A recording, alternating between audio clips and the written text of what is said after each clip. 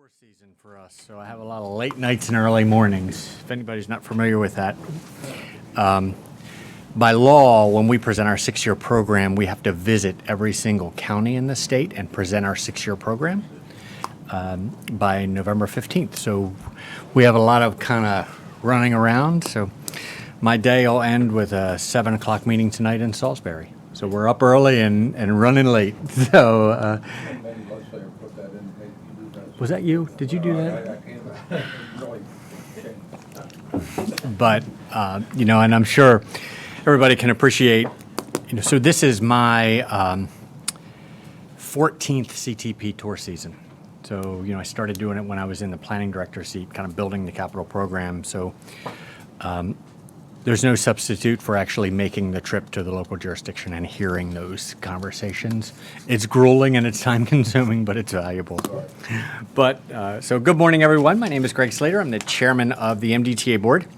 I want to hereby call the meeting of the MDTA board to order at 9:08 a.m. This morning, we are having our meeting in person at the MDTA headquarters, and in accordance with the live streaming law, the meeting is being live streamed on the MDTA board webpage. I'd like to say welcome to our members and staff who are with us today. For the record, member Gaines is unable to join us. He's in Africa. Oh, he's traveling. As a reminder, I ask that anyone who is in the boardroom with us this morning to refrain from speaking unless you're presenting or answering a question to the board. Avoid any background noise on our live stream.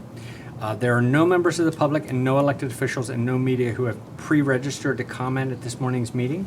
So for those of you who are watching the meeting via live stream, we've posted the materials for today's meeting on the board webpage so that you can follow along if you like. At this time, we will begin today's agenda.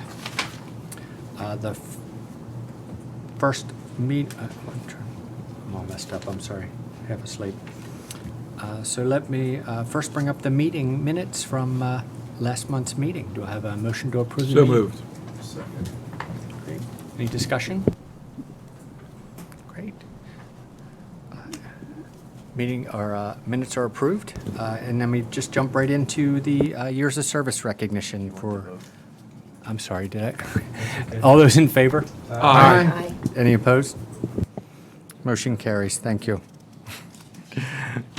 And so now we'll move on to Jim to give us some years of service recognition from some of our employees. Okay.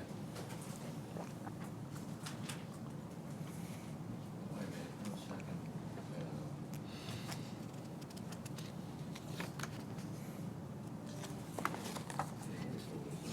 second. Computer problems right now, so I'm just like struggling a little bit. Okay. Thank you, Cindy. So we have Brenda Bullinger. Whereas Brenda began her career with the Maryland Transportation Authority as an MDTA toll collector, one on May 17th, 1989. And whereas Ms. Bollinger continued to progress in the toll collection field and was promoted to MDTA Toll Collector 2 on May 16th, 1990, and MDTA Toll Collector 3 on May 27th, 1992. And whereas, with leadership and knowledge, Ms. Bollinger was promoted to the MDTA Toll Collection Shift Supervisor on July 6, 2006, a title held until retirement, and whereas she was an invaluable member of the team and her co-workers expressed the fact that her dedicated expertise and teamwork will be missed now.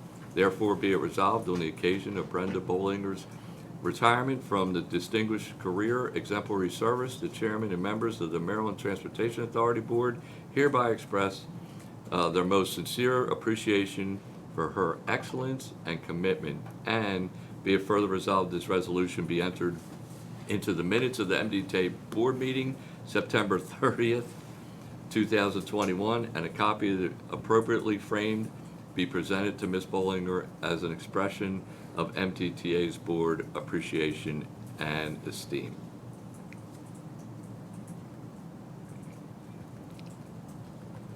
Great. Okay. And we have another resolution. Corporal Tangela Carter, MDTA Police. Whereas Corporal Carter began her career with the Maryland Department of Public Safety and Correctional Services as a correctional officer, one on November 4th, 1992. And whereas Corporal Carter continued to progress in her career with the Maryland Department of Public Safety and Correctional Services and was promoted to Correctional Officer 2 on November 10th, 1993, and to Correctional Officer Sergeant on June 21st, 1999. And whereas on September 3rd, 2003, Corporal Carter joined the Maryland Transportation Authority Police as an MDTA police officer to MDTA Police Officer 2 on September 3rd, 2004, and MDTA Police Senior Officer on September 3rd, 2013. And whereas with knowledge and dedication, Corporal Carter was promoted to an MDTA Police Corporal on October 1st, 2014, a title held until her retirement. And she's an invaluable member of the team, and her co-workers express the fact that her dedication, expertise, and teamwork will be missed now.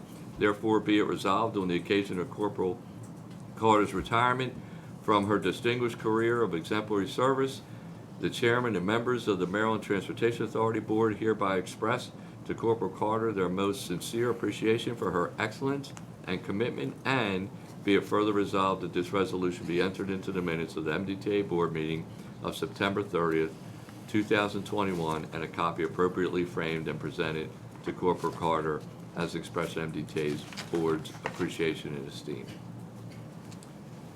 Oh boy. Okay. It's Lawrence A. I know I'm going to mess this up. Huh? Oakpuller. Okay, thank you, Jim. Oakpuller, Agency Project Engineer Architect 3, whereas Lawrence Oakpuller began his career with the Maryland Transportation Authority as MDTA Engineer Specialist 3 on June 19, 1996, and whereas Mr. Oakpuller was continued to progress in the engineering field and was promoted to MDTA Architect Specialist 1, December 17, 1997, to Architect to Architect 1 on July 12, 2000, and to Architect 2 on July 1st, 2002, and whereas with knowledge and perseverance, Mr. Oakpuller was promoted to Agency Project Engineer Architect 3 on July 1st, 2008, title held until his retirement, whereas he is an invaluable member of the team and his co-workers express the fact that his dedication, personality, and calm demeanor will be missed now. Therefore, be it resolved on the occasion of Lawrence Oakpuller's retirement from his distinguished career, exemplary service, the chairman and members of the Maryland Transportation Authority Board hereby express to Mr. Oakpuller their most sincere appreciation for his excellence and commitment, and be it further resolved, this resolution be entered into the minutes of the board of the MDTA Board meeting September 30th, 2021, and a copy appropriately framed be presented to Mr. Oakpuller as an expression of MDTA's Board appreciation and esteem. And that should wrap it up for me. Great. Mr. Chairman. Thank you so much, At least Jim. for now. Thank you so much, Jim, but more importantly, thank you to those employees for their service to MDTA. And I know I signed their certificates late yesterday over on Warren Road, so team's gonna frame them up and share them with them.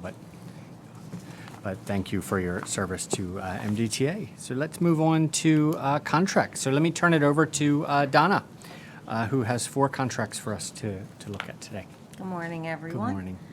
The first contract is FT 3017. It's rehabilitation work for the various bridges on I-95 and 395. This was advertised on June the 9th of 2021. We received 2 bids.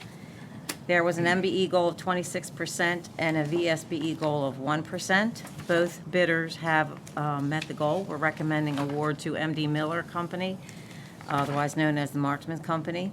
There was an engineer's estimate of $13,211,557.50. MD Miller's bid was 4% below the engineer's estimate at $12,699,212.21. Because we received 2 bids, we sent out no bid notices. We received 2 back. The reasons for not bidding included that they were otherwise busy and could not perform the work at this time. Another company said that the MBE goal was too high, but the PRG established the goal based on the work components and comparing it to other similar contracts. So that was verified that it was not too high. And so no bid protests were received, so we're recommending award to MD Miller. Great, thank you, Donna. That really was my question, is why we only had 2 bidders. I'm a little bit concerned with, there's a lot of work in the market right now, and we want to make sure we get a lot of competition. But no further questions from me. Any questions from members of the board? We have an approval for that contract? I'll move for approval of FT 3017-00000. I'll second. All those in favor? Aye. Any opposed? Motion carries. Thank you, Donna. Even though nobody's on the phone, I keep waiting for that pause of that kind of. Okay, the second project is JO1B26000001 for VMware maintenance and support. This is an SBR contract. It was designated Small Business Reserve. The engineer's estimate was $750,000. The advertisement date was June 16th of 2021.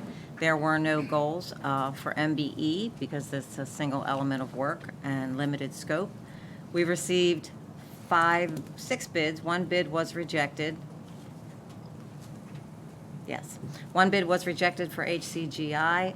There was a bid of $741,221.60. It was 1.2% below the engineer's estimate.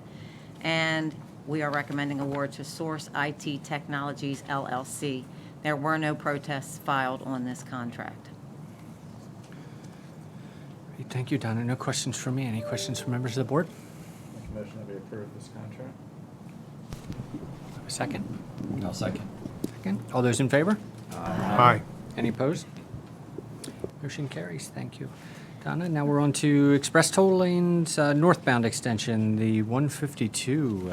Yes, KH reconstruction. 3019 is being presented. It was advertised on May 6th of 2021 with an MBE goal of 15% and a VSBE goal of 1%. We received 4 bids. The engineer's estimate was $200,100,963,000. Wagman's bid came in at $196,197,777.77. It was less than 2% below the engineer's estimate. They did meet they exceeded the MBE goal and met the VSBE goal. We're recommending award to Wagman and Allen Myers, which is a joint venture. We did receive a protest on this contract, but it was rejected. Okay. And the appeal period has passed, and it was late. So we're recommending award to, All right. Yeah, look, good competition on that one. yes. Nice. All right, no questions from me. Any questions from members of the board? Just before we vote, Sure. I'll be recusing myself. Okay. Absolutely. I'll make a motion for approval. Mr. Chairman, KH 3019000. A second. Member Artinger, I'll second. Thank you. All those in favor? Aye. Any opposed? Just for the record, Member Ganjami has recused himself from that vote. Okay, the next contract is MD. Excuse me, Mr. Chairman, I have to recuse myself, and I may leave the room. Is that okay? Absolutely. All right.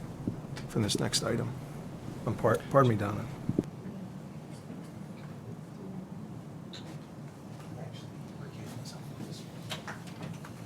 Okay. So Member Von Paris has recused himself from this contract. Will Pines also. Okay, and Will Pine says, great. Okay, the next contract is MDTA 2020-01A. It's an architect and engineering contract for the Structures Inspection Program. It was advertised on October 5th of 2020, and we are recommending award to 5 firms. All 5 firms, our contract amount will be in the amount of $12 million each. The first proposer is Rummel, Klepper, and Kyle Majeski and Masters, Hardesty and Hanover, Whitman, Reckhart, AECom Technical Services, Wallace and Montgomery, Whitney, Bailey, Cox, and Magnani, which is the prime AE, and Trans Systems. And the final contract is Stantec Consulting Services and WSP USA. This contract had a 30% overall MBE goal with a VSBE goal of 1%. All proposers have met those goals, and no protests were received on these contracts. So we're recommending award for the 5 consultant firms. Just one question on that. I want to make sure I'm reading it. So the MBE percentage on this one is 30%? Yes, sir. Great, thank you. Any questions for Donna, members of the board? Do I have a motion to approve? So moved. Member Rosen? I'll second. Member Carroll? All those in favor? Aye. Aye. Any opposed? Motion carries. Thank you, Donna. Thank you.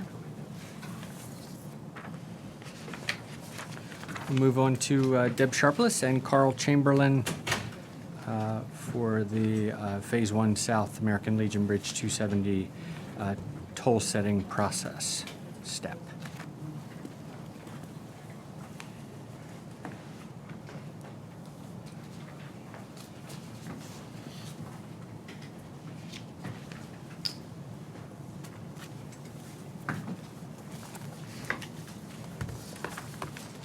Good morning. Good morning. For the record, I'm Deb Sharpless, MDTA's Chief Financial Officer. With me today is, Carl Chamberlain, Project Manager in the Division of Planning and Program Development, and I'm the MDTA Project Manager for the toll rate setting process. If it's okay with you, Deb, I'll go through the proposal. So the purpose for why we're here today is to present to the MDTA Board the staff recommended toll rate ranges for the Phase 1 South American Legion Bridge I-270 to I-370 project. This is a culmination of an already comprehensive public engagement and public outreach process. You will remember that we had in-person public hearings for this, virtual public hearings. We also had an extensive open public comment period where we had multiple avenues for everybody that wished to comment on the proposal to comment on this proposal. MDT staff has considered the feedback that we received during that process, and we're here today to bring to you the recommendation that we've crafted for the board. And that proposal includes one change from the proposal that was included in May, and we'll get into detail on that as we go through this. As part of this meeting, MDT staff will not be requesting approval on this final recommendation. However, we're going to be seeking approval to move forward with a second public comment period. So we've already had, again, a pretty extensive public outreach campaign involved with this, but there'll be more and continued public involvement as we move forward. And just for everybody's note, there's a schedule in here that we'll get to, but the final vote on the recommendation, since I just mentioned it, will take place at the November MDTA board meeting. So Carl, just for clarity, I just want to make Absolutely. sure, because I was trying to listen and make sure that all we're asking approval for today is to move forward with additional public comment, correct? Correct. You're not asking us to approve any rates or any, okay. Exactly. Yep. Yeah, when we get to the end, we ask for the approval. It'll be just to open up that second public comment Okay. period. And that public comment period is consistent with Maryland regulations. Okay. Okay, so within your board book, I'm going to run through a couple of things. For the most part, I'll be highlighting a couple things. There will be a couple areas where I'll read directly from here for the record, and I'll let you guys know when I'm doing that. So I just went through the purpose of the presentation, which was part 1. The information was in your board book. Part 2 is the actual recommended action. So let me go through this. So you'll see on page 3, if you want to get to that, the material provided, we provided an updated toll rate range table that includes all of the recommended toll rate ranges and soft rate caps within those ranges for all vehicle types and payment types.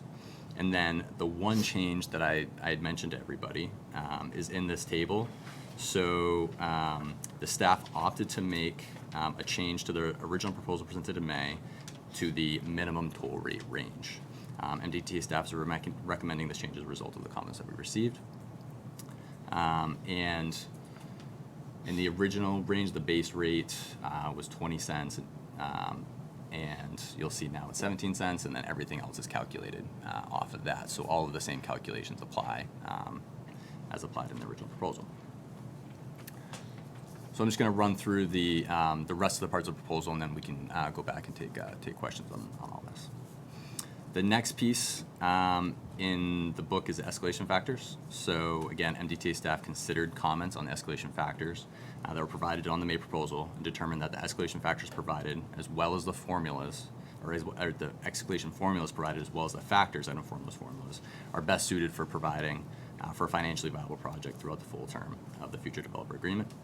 And MDTA staff has included in this board book the same equations and escalation factors that were provided in the May proposal. In the next section, the soft rate cap operational metrics. So as a reminder, these metrics are actually set by the executive director. We want to make sure that the board is aware of these metrics and is comfortable and understands the particulars of the metrics and how they're going to be set. And then the MDTA staff considered the comments, again, on the soft rate cap metrics provided in the May proposal, determined that the soft rate cap metrics that were provided are best suited for providing for a financially viable project. And the information on the metrics that is in this board book is the same as the information that was provided in the May proposal.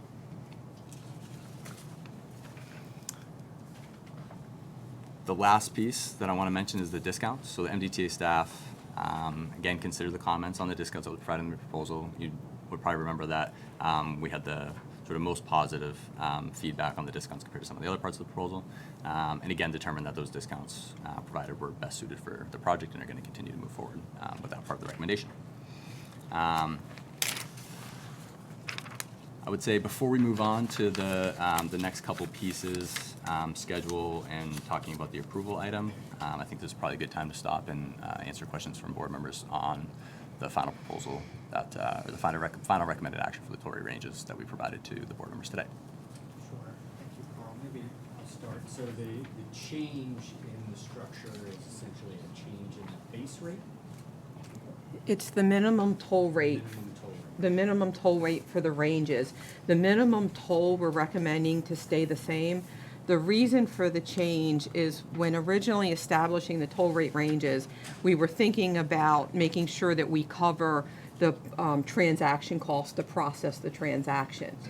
Well, after rethinking this and a comment prompted this rethinking, it's the minimum toll that ensures that we cover the transaction cost, not the minimum per mile rate. Okay. And so that's the reason why we reduced it. We reduced it to the ICC off-peak rate, and we used that because that's the majority of the day will be comparable to an off-peak on the ICC. Okay.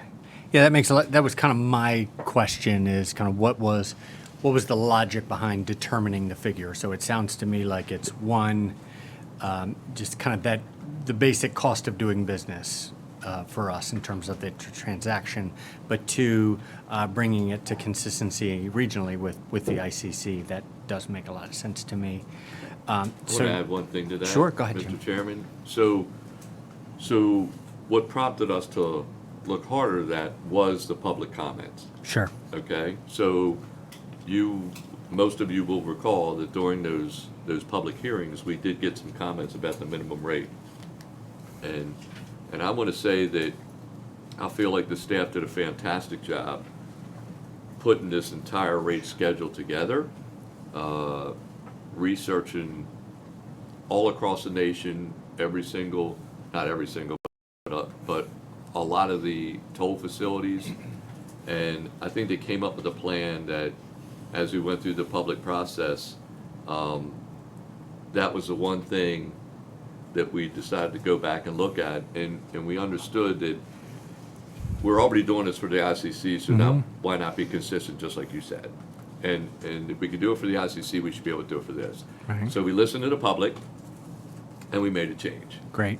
I felt like the rest of the information they did, the research they did, how many months, I should probably say years, they were looking at this. I believe they did a fantastic job, and that's probably why we didn't make any other changes. They did such a great job pulling this information together. We're the only ones with a soft rate, or only one of two with a soft rate cap in the entire nation, and same with the maximum rate. Great. So, And so, I imagine, the new public input will be treated exactly the same way. We'll, of course. Sure. As a matter of fact, I will say one thing on the public input. Carl had mentioned that we're within the law. However, he may say this anyway, but the law only has a 10-day comment period from this point where we give the information, and we're doubling that, right? Right, Carl? Yeah. To 20 days. So we extended it before, we're extending it again because we do value the public input. I do, and I also think since this is really what's being proposed is this first for us in terms of a dynamic tolling type of environment, requires a lot more public input and feedback and understanding. Just my other question before I'll see if any of the members of the board have any further questions is just maybe for kind of those that may be listening or those in the room that don't kind of live and breathe toll operations. So when is this type of a minimum rate used? Is this middle of the night? Is this kind of daytime? What I find is, and many people ask kind of this question a lot of me, really mainly on the 95 ETLs that we have up in Baltimore and Harford County, is kind of why would someone choose to use that when there's no other cars out there? But what I hear consistently is that some people just feel more comfortable in these types of facilities and just make that choice. But maybe Deb or Carl, just explain a little bit of kind of when this minimum rate would be used. It gives the developer an option to charge a lower per mile rate, and it's when traffic volumes are lower. Yeah. It's certainly not during rush hour, but when someone's traveling multiple segments, because if everyone remembers, the toll that's charged to the customer, the first thing that's happened on a segment-by-segment basis, which is usually between two interchanges, the per mile rate is determined. That per mile rate is then multiplied by the distance of that segment, and then the toll charge to the customer is the sum of the segments. So that's why you can go through one segment that's congested and it'll have a higher per mile rate, but then you move into another segment that has less congestion and the per mile rate will be lower. So this gives the developer the option to have a lower per mile rate across all of Phase 1 South, the area for which these tolls are being set. Great. Thanks, Deb. Any questions for members of the board? I just have one question. So due to the change, does that change anything related to the contract or the proposal made by the developer? No, because the developer it sets the toll between the minimum and the soft rate cap. And then once we hit the soft rate cap, as Carl's described before and in your board materials, the soft rate cap can only be exceeded when certain metrics are hit. And when we have low traffic volumes and that customer, like we have people in the middle of the night, part of their decision, that comfort that many feel, price comes into play. If the toll was too high, then that, they might forego that comfort and that they have with the managed lanes or our express toll lanes. So having this option allows the toll rate to be lower and potentially more people use the lanes during the low traffic volume periods. So the lower toll rate sometimes can result in greater traffic and therefore no impact financially to the developer. And then this process is completely independent of the developer contract, so we have to kind of maintain that independence. Great. Any further questions? So I'll move please. on. And before moving on, I'll just hit on one last thing that in response to Jim's comments. So this is a little bit more slimmed down than the proposal that we put in front of you in May. We had a lot more context and background in there. And one of the things that was in there was, we did detail sort of our due diligence process, which was that multiple year process that we went through as MDTA staff members to really craft and put this together, proposal together. So again, all that context and background is in this proposal, but it is in that May proposal for reference. Okay.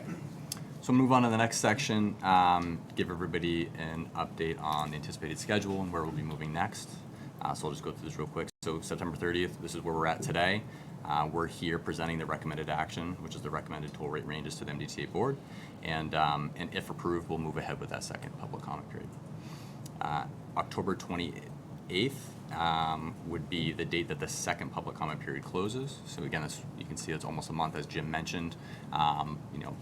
Per law, we're just required to have a 10 business day open public comment period, and we're providing twice as much for this one. Again, we want to make sure we get as much feedback as we can, and we give the people that want to comment as many opportunities and avenues to comment as they can. And then the next two items are related to the November board meeting. So what's going to happen at the November board meeting? Because I think this is there's a couple important details in here. So first, we'll be coming back to you with a summary and analysis of the comments received. So same thing that we did in the August meeting with that longer comment period, we will do again in November with this with a shorter comment period. And then in addition to that, we will post that information on the website actually before the meeting. So what we did in August is we came to the meeting, and I think we posted them. There is a requirement to post that summary report and all those comments online as part of the process. We did it on the day of the meeting. This time, since the meeting is essentially going to be the last meeting that we're going to be asking for a vote, we're actually going to post that ahead of time, so that way the public has an opportunity to review that information ahead of time. So when we send it to you for board mailout, we'll also post that information online for the public. And then, just so everybody's aware, there is a sort of third comment period at that last meeting. So anybody from the public that wishes to comment one last time prior to the vote will be given that opportunity at that board meeting. And we will also be posting all the information about the board meeting, the location, how people can sign up and things like that on our website prior to the meeting, so that way people have that opportunity if they would like to. And then after we do that third public comment period, that in-person period at the meeting, we will be soliciting approval for the final vote. So the last piece that I'm going to go through is Section 4, which is the approval to advertise the recommended action, which is the recommended toll rate ranges for the second comment period. There's a couple things in here just for the record that I think would be good to just read directly from this book. So if you bear with me, I'm going to read a couple things directly from here. I'm not going to read everything, but again, just want to make sure some of the stuff is on the record, since we are moving forward with this proposal.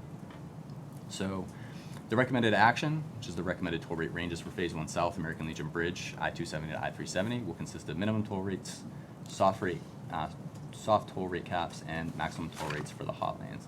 Toll rate ranges will be set to ensure the hot lanes operate to established operational metrics and provide managed lane users with a faster, more reliable trip. The rates will also include annual escalation factors to ensure that toll rate ranges are adequate to cover the full term of the P3 phase developer agreement. The recommendation also includes a free passage discount that will be granted along Phase 1 South, American Legion Bridge, I-270, I-370 hot lanes for HOV 3+ buses and motorcycles. Toll rates will be set dynamically, meaning they could change up to every 5 minutes based on traffic volumes in the hot lanes to provide customers who choose to pay a faster, more reliable trip.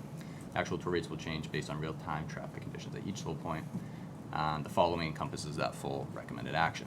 So as a reminder, there is each one of these sections details those. There's the minimum toll rates, soft rate caps, the maximum toll rates, escalation factors, and discounts. And I'm just going to read a couple of brief things from each one of these. So as we had just discussed in the minimum toll rates, based on public comments and feedback received on the MDTA staff tolling proposal presented in May, MDTA staff has recommended lowering the minimum toll rate range to match the off-peak minimum toll rate range for the ICC. Moving on to the soft rate cap section. So part of this is just like a reminder of how those soft rate caps work. So the soft rate cap is the toll rate amount that can only be exceeded when at least one of the following thresholds are met within a given tolling segment during the preceding 5-minute period. The average traffic volume exceeds 1,600 passenger car equivalent vehicles per hour per lane, or the average speed in a toll segment is below 50 miles per hour. Soft rate cap will always be lower than the maximum toll rate and can be exceeded only temporarily to provide customers who choose to pay a toll a faster and more reliable trip. Soft rate cap will only be exceeded until the throughput and speed performance targets are achieved, and then the toll rate will gradually return to the soft cap or below. I'm going to move on to the maximum toll rates. So again, as a reminder, the maximum toll rate is the highest per mile toll rate that may be charged within any tolling segment for the hot lanes. The actual per mile rate paid by customers is responsive to real-time traffic. The maximum rate cannot be exceeded under any circumstances. Next, I'm going to move on to escalation. MDTA staff recommends the minimum and maximum per mile toll rates, soft rate caps, minimum toll, and unregistered video surcharge escalate annually. These adjustments are necessary to ensure that the toll rates will keep up with the growing traffic demand for haul lanes, annual inflation, and the goal of providing faster, more reliable trip for customers who choose to pay the toll. The minimum per mile toll rate and minimum toll would be escalated based on inflation only. The last part of the proposal is the discounts. So in addition, the recommended action includes discounts for qualifying vehicles, which are HOV 3+, buses, and motorcycles. And lastly, the recommended action. So this is the important part here. The recommended action, which is the recommended toll rate ranges, are provided in cost per mile. The table previously presented in this book provides the minimum and maximum toll rate ranges and soft rate caps within for all vehicle classifications and all payment types. That includes electronic toll collection, pay-by-plate, or video tolling. The vehicle classifications and payment methods and associated multipliers are consistent with existing MDTA facilities. And we are here seeking board's approval to proceed with the second public comment period for the recommended action, which is the recommended toll rate ranges noted above. Thank you for your patience with that. Can you just real quickly remind Yeah. me where the information will be posted that people can see it? Yeah, Comment? so the project has a website on the MDTA webpage.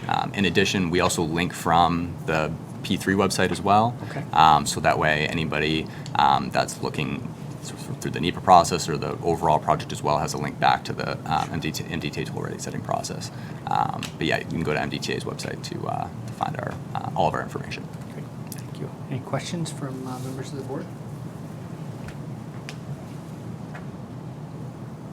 Great, so do I have a motion to approve the ability to move forward with public comments? So move. Doug Cox. Second. All those in favor? Aye. Any opposed? Motion carries. We all caught that, Delegate Cox. I'm sorry, you didn't catch the second. Enzer. Oh, Member Enzer. Thank you. Thank you very much, and Yeah, I thank want you very to much, commend everybody. Carl and his team. His team's been the one that's pulled the materials together for you, for your board books. Very organized and well and easy to understand throughout this process. thank you, Deb, and thank you, Carl. I know this is a complex process, and there a lot of opinions coming in a lot of different directions, and it's really important that we maintain the independence of this process. Excellent. Thank you, Chairman, board members. Great, thank you. Now we'll move on to Jeffrey Brown to give us an update on our operating budget.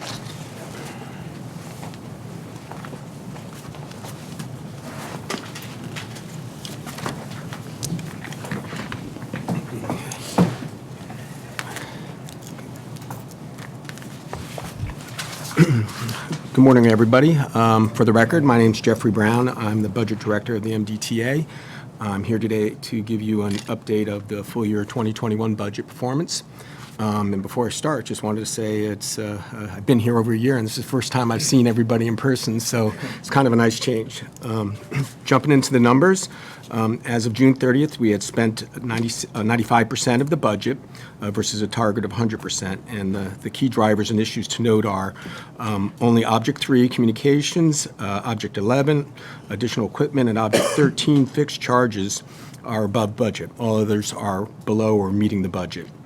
Overall, analysis or takeaway is COVID-19 and our response to that pandemic accounted for much of this underspend. For instance, things like the hiring freeze, more telework, all electronic tolling, less in-person training, less building usage, all that stuff kind of rippled through to impact the performance. Also wanted to make one note that the actual expenses were less than the amended budget number 1, which had cost containment actions that reduced the budget, the preliminary budget, by $19 million. We still were below that. Moving on, Object 3 was at 105% spent over budget. Two issues, telecommunications, 303 was at 86%. We didn't need, or we budgeted for some mobile devices which were not needed. So that reduced expenditures, and our state radio system invoice came in higher.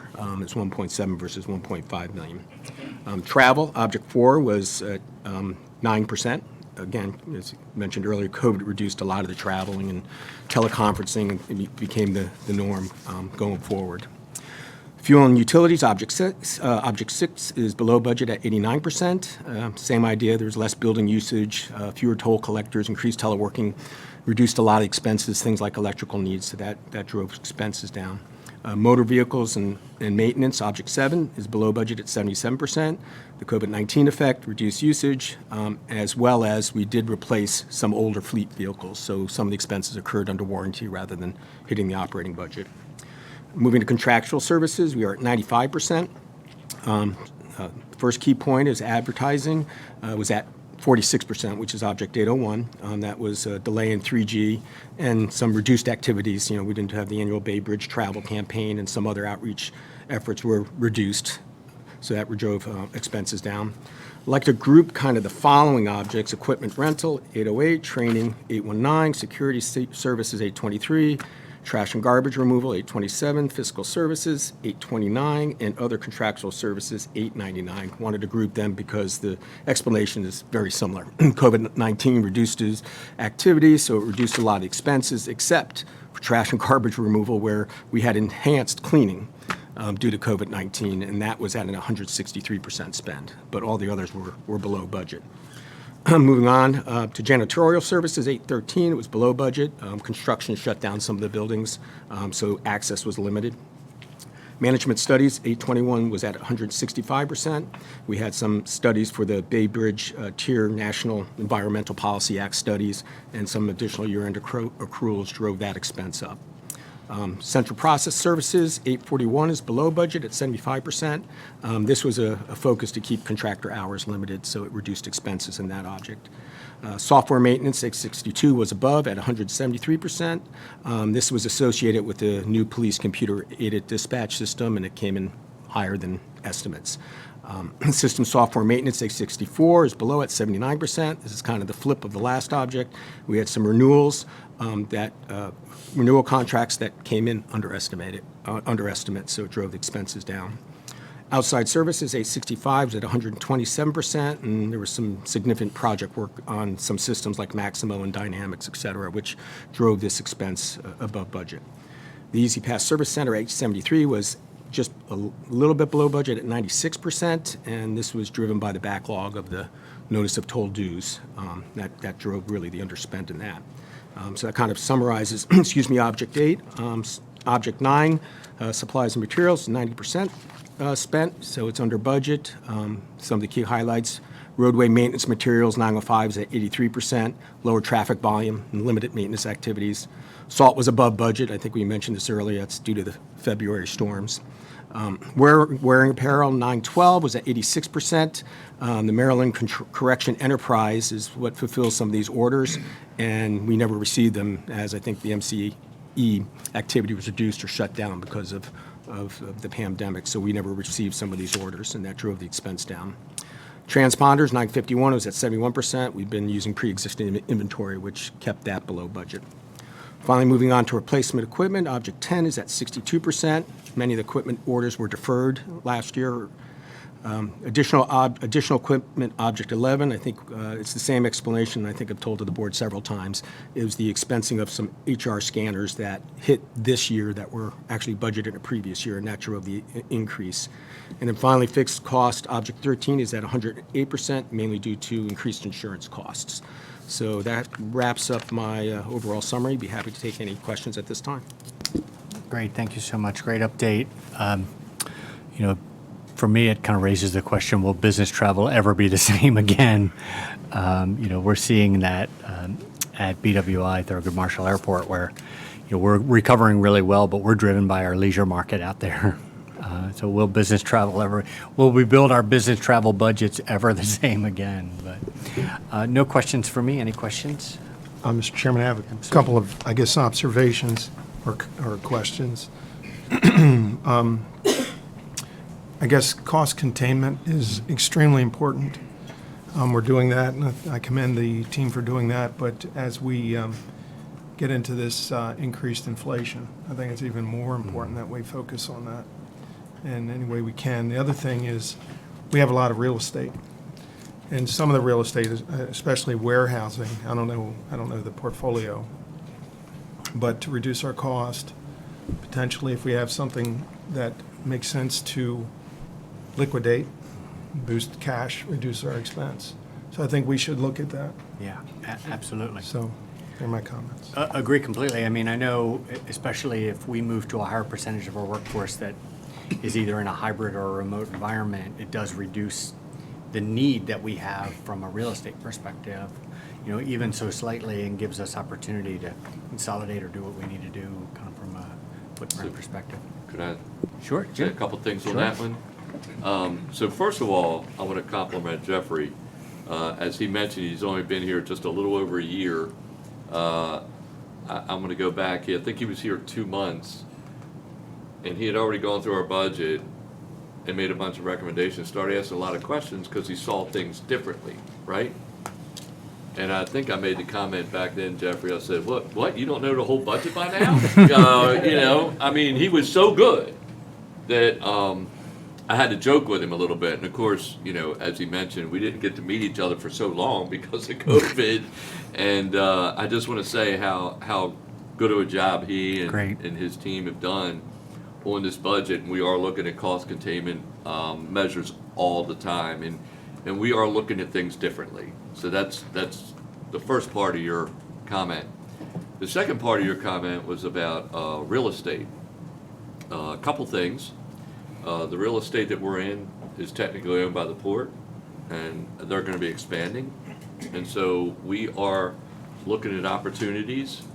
You know, we don't know if we're going to have to move, but we are looking at that. The fact that we probably are doing more telecommuting, telework, also could be a possibility or an opportunity to reduce the footprint of what we do. You know, we're in negotiations with the Rutkowski property and Schmidt property. I think you're very familiar with that property. You used to work there as a kid, I think. But you know, we're even looking at opportunities to possibly move some employees up that way. Again, we're looking at everything. We recognize that this market right now, with so many companies doing more teleworking, has probably reduced the real estate market for purchases, but it's also reduced the real estate market for rentals. And so we're looking at different opportunities. Now, if we purchase, we don't have to worry about inflation in the future, right? Because you already own it. If you rent, then you may have to worry. You may get a great rate now, but you may not get such a great rate later. So, you know, we're going to assess those situations, and also in the real estate issue, I will tell you, I was in conversations with County Executive Barry Glassman yesterday. The city of Aberdeen is looking to put a water tower up there by the heat center. We have the heat center property, and we have a parking lot up there. And we lease that property right now to Harford County and a little piece of it to Aberdeen. So what I was able to negotiate yesterday, literally yesterday afternoon, was we are going to subdivide that property, allow Aberdeen to build their water tower so that they can do some economic development for their city.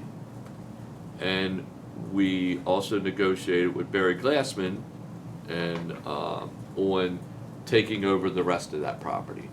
So we are going to, you know, we will not ever have to maintain it anymore or worry about it. I talked to John Wedemeyer, our real estate guru, if you will, yesterday, and I do call him a guru because he does amazing work. And he's pulling all that together now. So we are definitely looking at those opportunities too. And we're in constant negotiations with not just local government, but if we have real estate that we could sell, we'll do that also. Great. Any other questions, members of the board? Member Rosen? So I just have a couple of questions. One, related to, for object one, it looks like there's my guess is a reclassification, how we account for burden expense in the latest year budget versus how we've accounted for it before. Just comment on that briefly. So, 0171. I don't think there was not that I'm aware of, it's, a complex calculation is done at the end of the year, so it's hitting where it has been. But if you mean in terms of the details, I'm not aware of anything significantly different in terms of. You talking how we about the $8 million or the The burden, 8.9 million? 73 million Okay. that we didn't, there was zero for the budget, but Yeah. then it was absorbed as an expense. That's, yeah, that offsets the, we don't budget the burden expense. It's within the fringe rates through each of all the objects. So that burden becomes the actual that offsets the budget against them. So you won't see a burden budget line. That's embedded within all the fringes above those lines. Okay, so that clarifies that. And then the second is in object 13 for the bad debt expense, 1320. Right. A significant increase from the prior year. If you wouldn't mind commenting on that. There's a bunch, that's areas which are not, in many cases, directly budgeted. I think the biggest hitter on that was when we had a traffic accident. I think there was a traffic accident on the Bay Bridge where it caused a sign that needed total replacement. I think that's like $170,000. That was the biggest portion of that. Insurance company, I don't know where it's is at this point, but was contesting that, so that expense is showing up there. So that's most of that. The others are some, I'd have to go into the detail to see exactly what they are, but they're for things of that type of nature. So basically that's not because of some other change in No, the system, okay? no. Like I said, that's kind of, they kind of just show up. If everything goes well for the year, there's no accidents or stuff like that, no untoward type of things. These are kind of, for lack of a better, onesie-twosies, just like the traffic accident at the Bay Bridge. You don't budget for that. There's an accident. Insurance is not paying it, so it shows up in here for $170,000. The others, I have to go and look in detail, see what those are, but I don't know them offhand. Thank you. Any further questions? Great. Thanks for the great update. Okay, thank you. Let's move on to Jean Marriott and give us an update on the capital budget.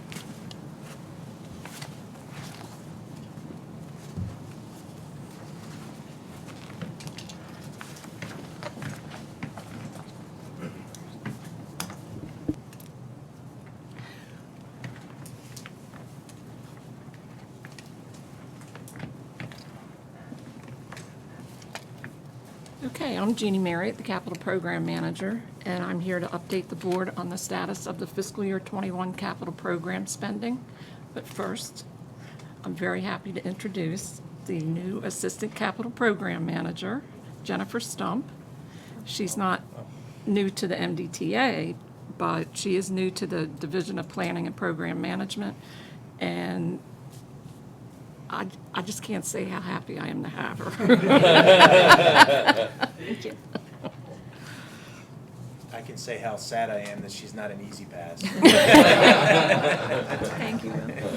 Well, I think a few of my assistant managers have gone to operating in the past, so. Oh, here we go. Here we go. Yeah.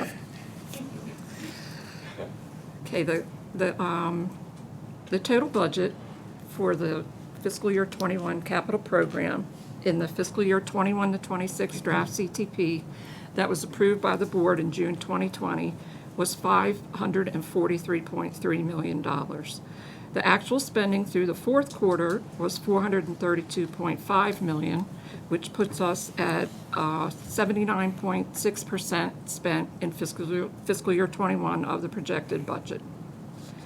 13 of the 105 projects budgeted in fiscal year 21 were within the acceptable spending limits of 90 to 100%, 110%, which is plus or minus 10% of the 100% target. And that variation is decreased from the 25% reported for the first, second, and third quarters because all allocations, accruals, and fiscal year 21 invoices were posted. Actual spending through the fourth quarter for 7 projects budgeted for more than $10 million each in fiscal year 21 was $237.6 million. And if you turn to attachment A, we can see that the budgets of the projects that were budgeted for more than $10 million in fiscal year '21 range from the Nice Middleton Bridge project at $198.6 million to the I-95 improvements between Maryland 152 and Maryland 24, which was $10.7 million. And that project is part of the I-95 Express Toll Lane's northern extension. So overall, the spend rate was 71% for those projects, and that varied from 94%, which is a little bit higher than what was reported at the Finance Committee because some adjustments have been made. So it's 94% for the electronic toll collection and operating system, third generation. And then the low was a Bay Bridge cable project at 43%. And with that, I'll answer any questions you may have. Great, thank you, Jean. It looked like the largest drivers were just a couple of projects that didn't spend the way we thought they were going to spend. You know, for me, it always comes down to percent complete versus money we've spent. So, Yeah, these that's what don't, it comes- yeah. these numbers are really affected more by schedules. Right. And I do know that some of the projects were affected by not being able to get materials on Yeah. time to stay with the schedule, so. Yeah, we've seen that across the board on a lot of our big infrastructure projects. The material costs are there and the prices are inflated, and so it's something we're managing. And I think we've been in this situation for so long that a lot of the larger contractors that had material stocks have kind of utilized that. So we're kind of dealing with that statewide. But any questions from members of the board? Deb? This is Deb. I was just going to add a comment that this year particularly, this past fiscal year particularly, and with managing our coverage, and this was not a year to have a potential overrun of a budget. So when the engineering was planning in this budget, you know, we had conversations about that. And so if exceeding 100% is not an option, then that means you have to target something below 100%. Yeah. And, you know, and so when doing that, that pulled down their spending right out of the gate. Right. And so that also impacted this year. And we just felt like that was an action that we needed to take. You know, normally it's all about delivering projects. It's all about, you know, putting that service, those assets, that money to work for customers. But in the financial, you know, place that everyone was, this was Yeah. not the year to overspend the budget. Yeah, in fact, we ended the year in a very different place than we started the year, so. Right. But, all right, good deal. Any questions from members of the board? Thank you, Jean, and welcome. Thank you. Well, let me switch back over to Deb to give us a quarterly update on traffic and revenue.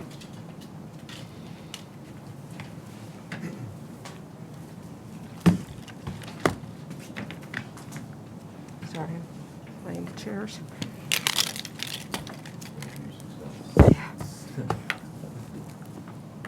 So, again, Deb Sharpless, MDTA's Chief Financial Officer for the record. I'll be brief with this item because this is all information we've talked about. We talked about our traffic and our revenue, you know, every month as part of the 3G updates when we were doing. This is the sort of like the official closure of traffic and revenue from our consultants as we do quarterly updates for you. And their report, 35 pages plus appendix, is the more technical details of the numbers that we've previously reported to you. So I'm going to stick at a very, very high level, the information that's on your summary memo. First thing always to remember when we're talking about traffic and revenue, it's on a paid basis. It's not on an accrual earned basis. And so that's, you know, a huge driver of us being below the forecast. When we and you know, financial statements, they're wrapping up. We're within a week, 2 to 3 weeks of having our financial statements audit issued. And of course, they're done on an accrual basis. And even prior to that, working with our traffic and revenue consultant, excellent work from the revenue division. When you look at our traffic, and on an accrual basis, we slightly exceeded the forecast when we accounted for COVID and AET and delays in transition, everything else. On an earned accrual basis, we were slightly above.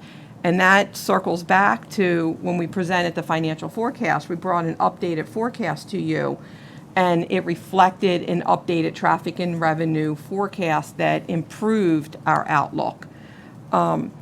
So, again, on an accrual traffic basis, where we are where we need it to be, this is on a cash basis. Much of this revenue, especially the Easy Pass, has already been collected in the first month or two of fiscal year '22. So on a transaction basis, 87.5 million transactions. That's a 37.7% decline, or 50, I'm sorry.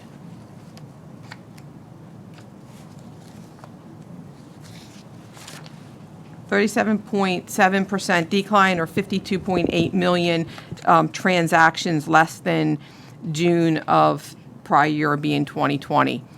Let's see. From a revenue perspective, we collected $415.8 million. This is a decline of 29.2%, or $171.3 million less compared to the same period the prior year.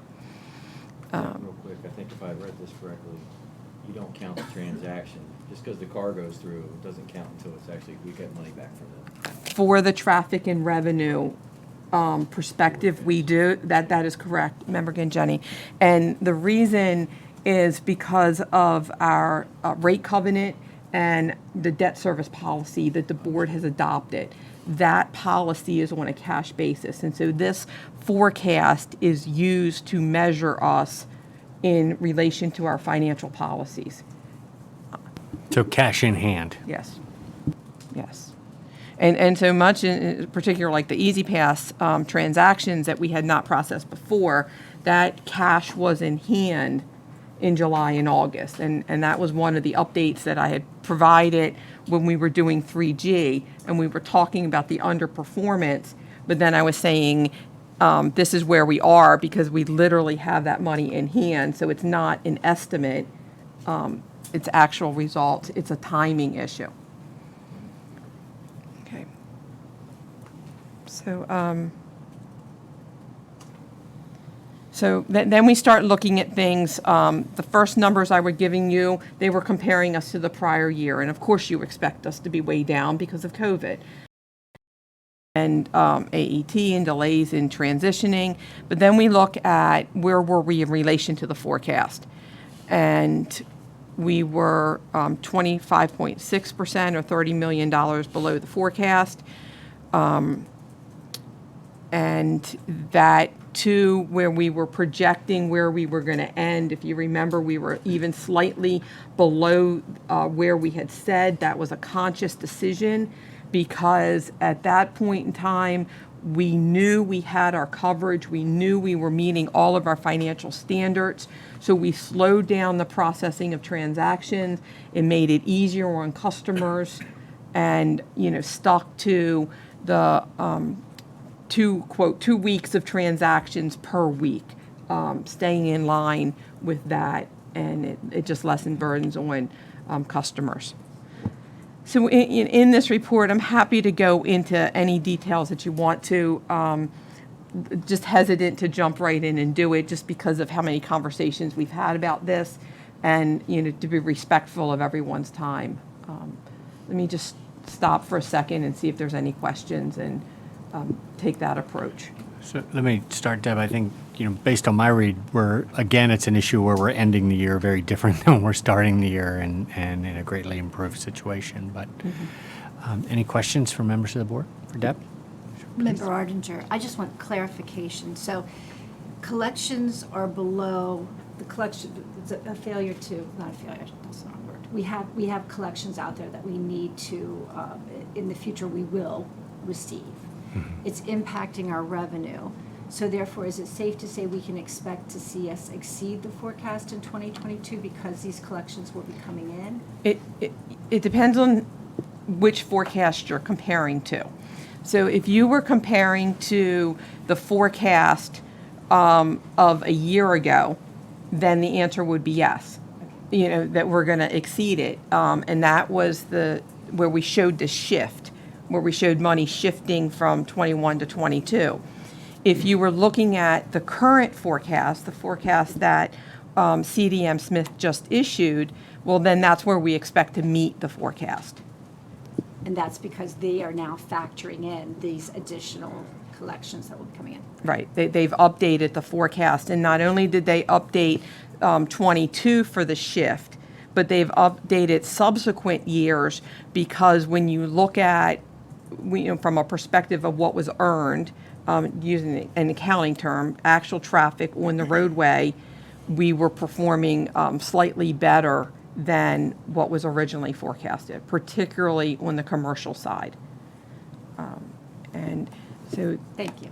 And throughout, the past, let's call it almost 2 years now, and where we are now, and the forecast you approved just recently, the updated forecast, and how far out toll increases are well into the future, it just speaks to the financial strength of this agency. And so, many times, Jim talks, Will, myself, all of us, about planning for what's going to happen. And on the financial side, a lot of times, I can't say that we plan for like the next pandemic or the next whatever, because you don't know what's around the corner, but through your actions, staff's actions, we make sure that we're in a place to be able to weather whatever is coming around the corner, because eventually it's going to be something. We've had financial Great Recession of 2008, we've had pandemics, hurricanes, it's always something around the corner. And so we make sure we just position ourselves to be able to weather through that. It's a bit of a roller coaster at times. Any further questions for Deb? You know, this table and the CD Smith, it's like a walk down. It is. It's like a walkthrough of like all the factors and the ups and downs of transactions and revenues, and it really is. Great. Thanks, Deb. Switch it over to Will to give us an update on 3G.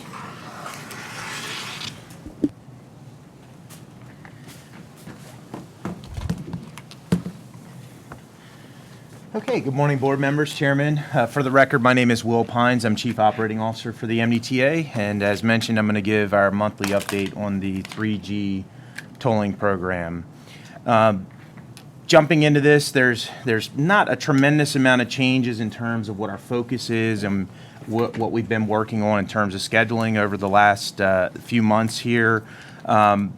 Particularly on the scheduling slide, we have been continuing ongoing negotiations with the contractors to lock in the schedules to bring the system to system acceptance, where essentially all the defects and issues that have been discussed from the past would be addressed, and those are continuing to be prioritized and addressed as we go. So the back office has submitted a schedule to us that's showing a completion of their sprints in the spring of next year. Most of the releases to date that they have successfully been completing have been identifying issues of higher priority for our customers, for giving them good service, but also MDTA's internal functionality at our CSCs and resolving concerns at our call center.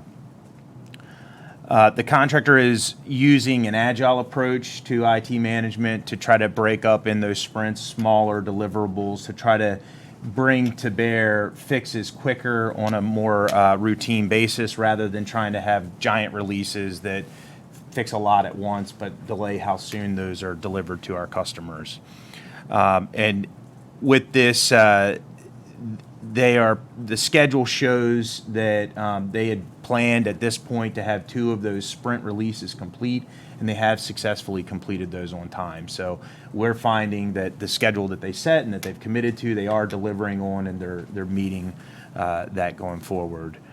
We're currently continuing those negotiations with the contractor to issue mods that would include non-compensable time extensions and that would fund the contracts that when they were set, they were not contemplated to be in an AET environment. So some of the line items that were there don't have appropriate quantities for the amount of video transactions that we have now. So that is anticipated to be modified, and that will add money.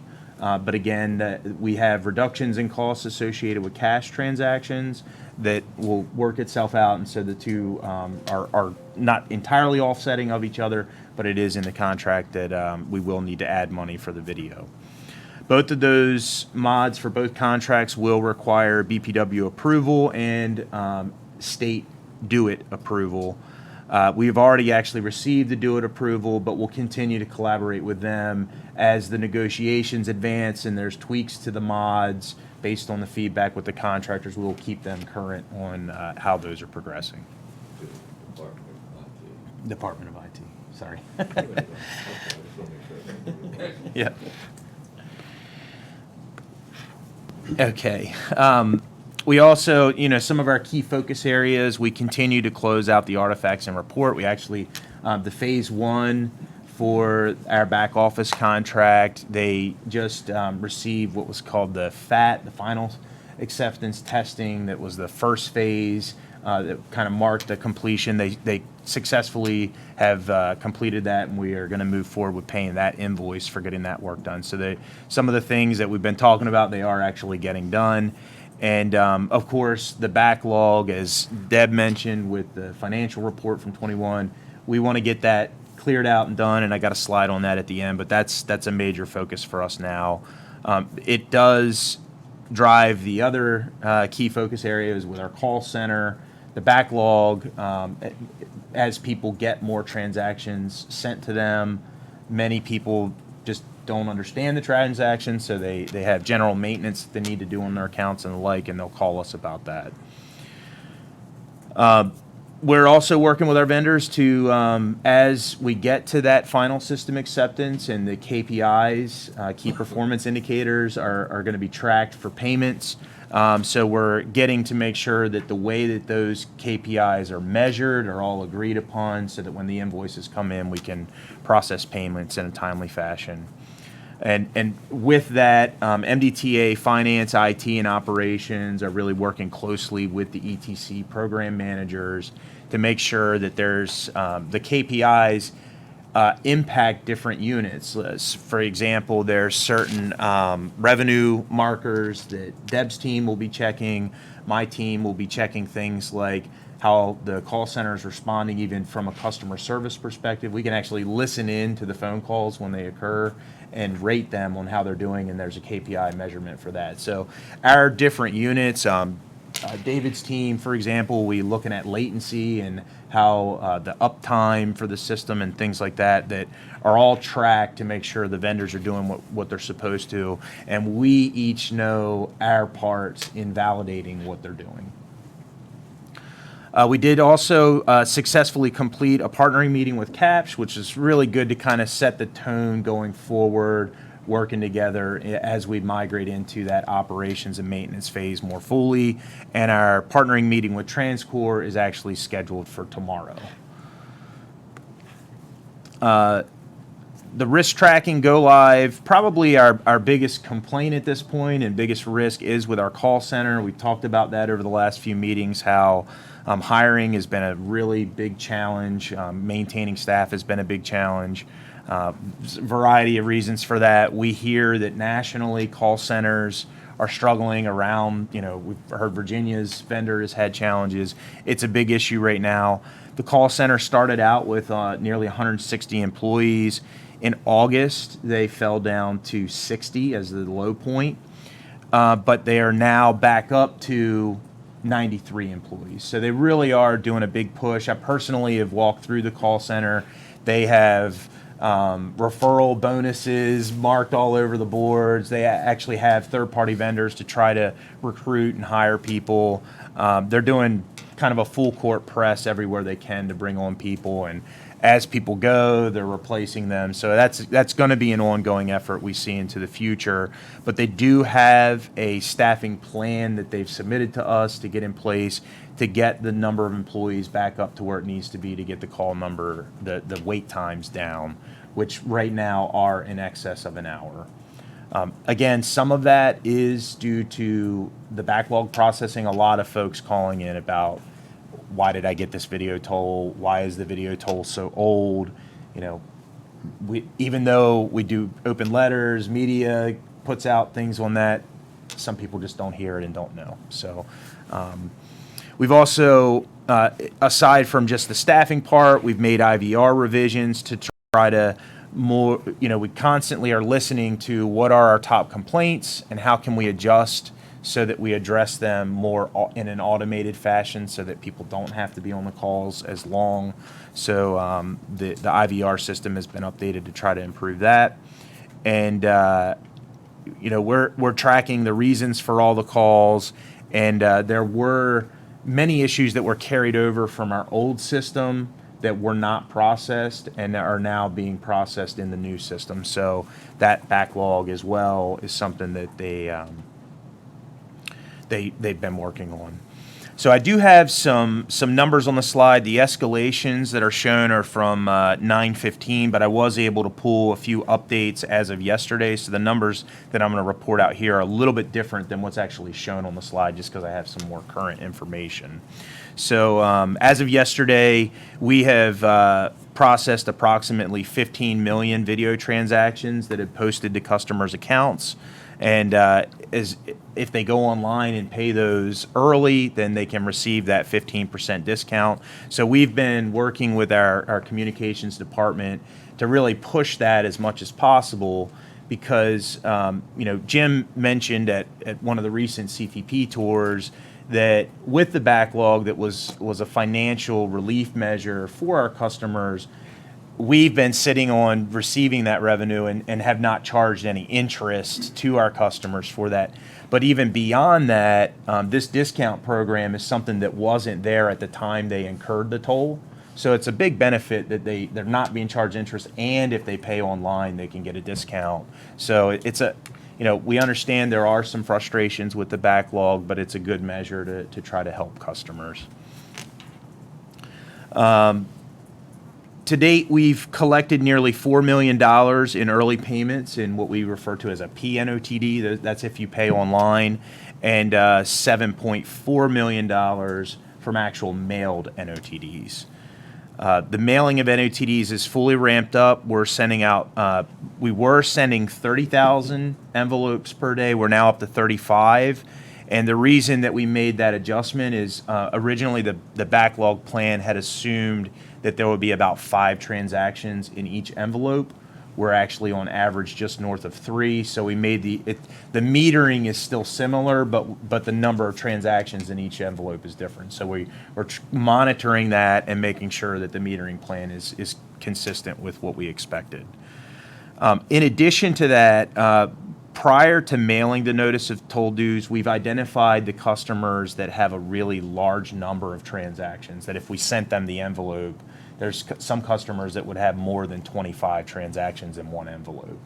Those customers, because of the amounts, we've separated them out and said, we're not going to send the notices yet to give them more time to pay online, to receive the discount, and to call us and understand, why do I have so many of these?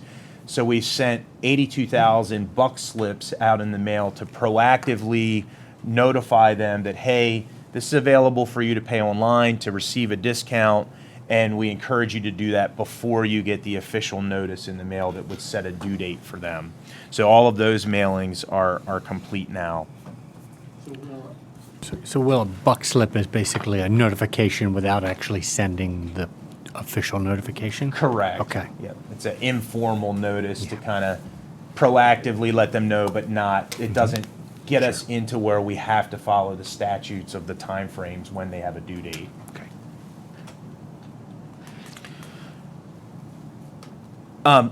Last point here to make is we've been doing control runs on the other escalations to the central collections unit and also to the MVA, so that previously those had been paused. We've been making sure that those, when they do resume, that we're not going to get a lot of customer complaints from any issues. So we've been doing small control runs to test it, and those are going to be resuming fully here in October.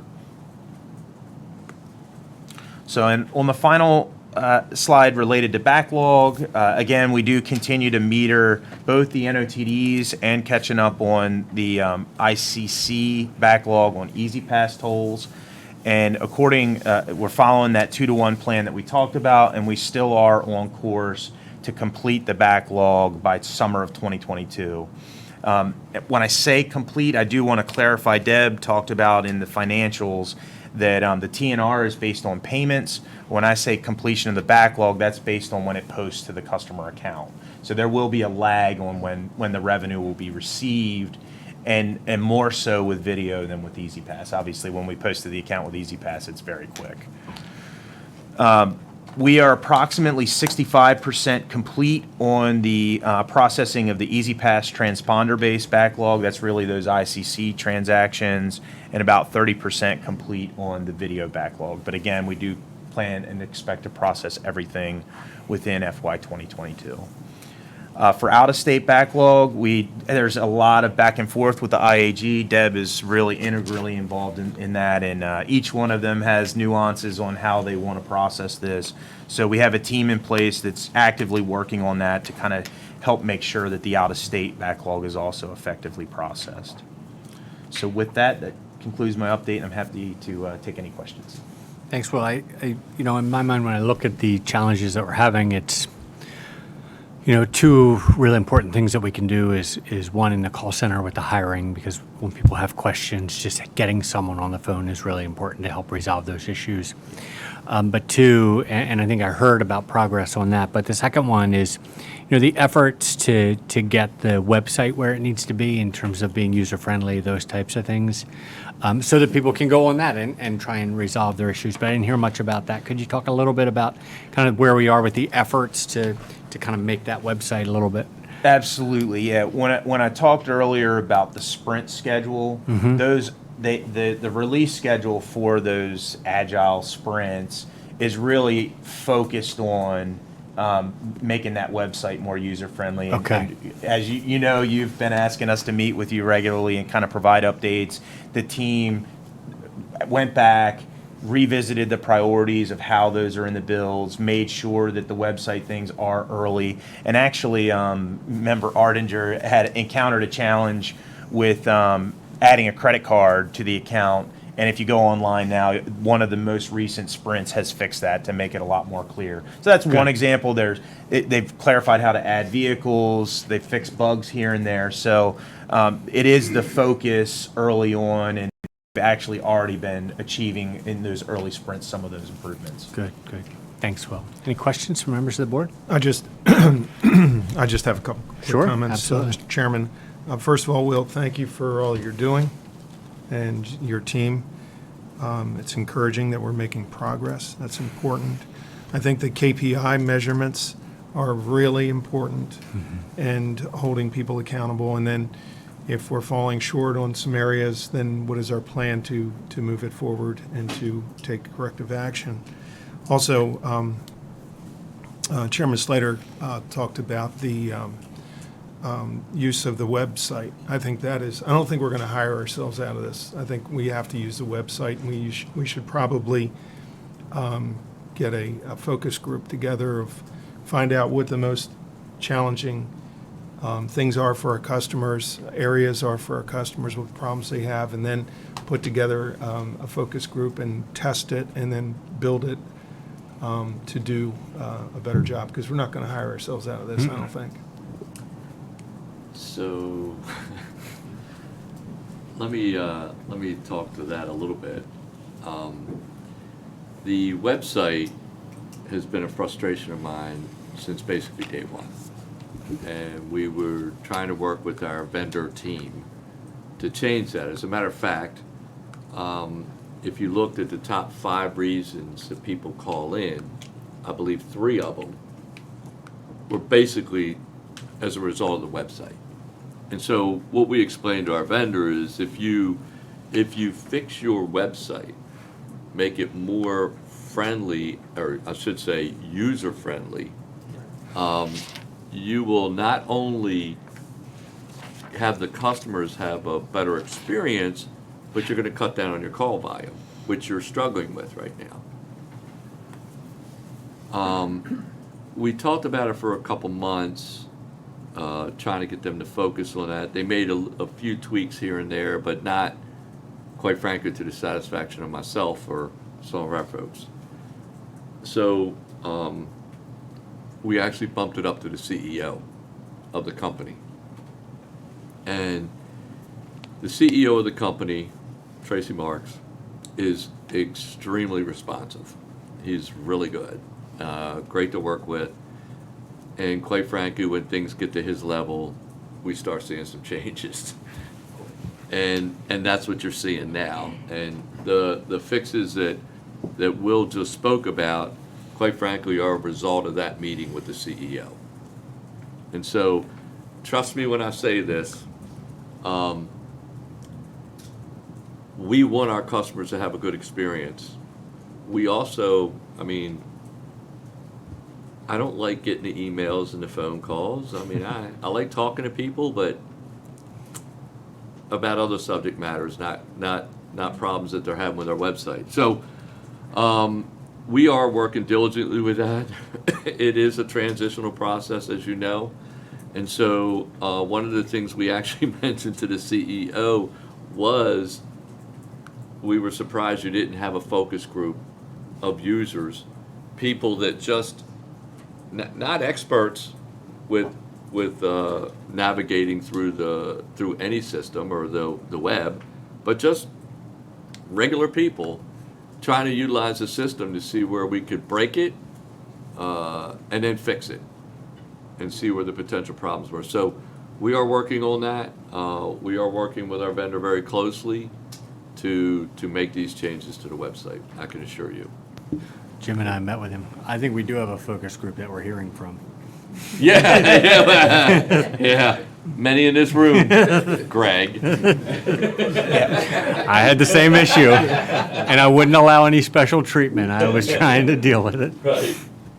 We do have we have a lot of tools to try to do this now well. We do have a survey tool actually where customers can provide feedback on the website. And believe it or not, we've been getting a lot of it and using that to identify areas where we can improve. We'll get there. It's a complicated process. We'll get there.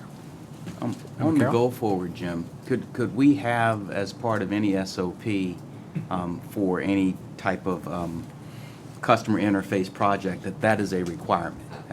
That has to be a requirement. Yes. Member Carroll, look, our staff does, I think, a phenomenal job of trying to anticipate and predict what may be the best solutions moving forward for these big projects. You're talking about a project where we had a vendor for 15 years. Over that 15 years, technology, IT technology may have changed just a little bit. Yeah, and just a little bit, right?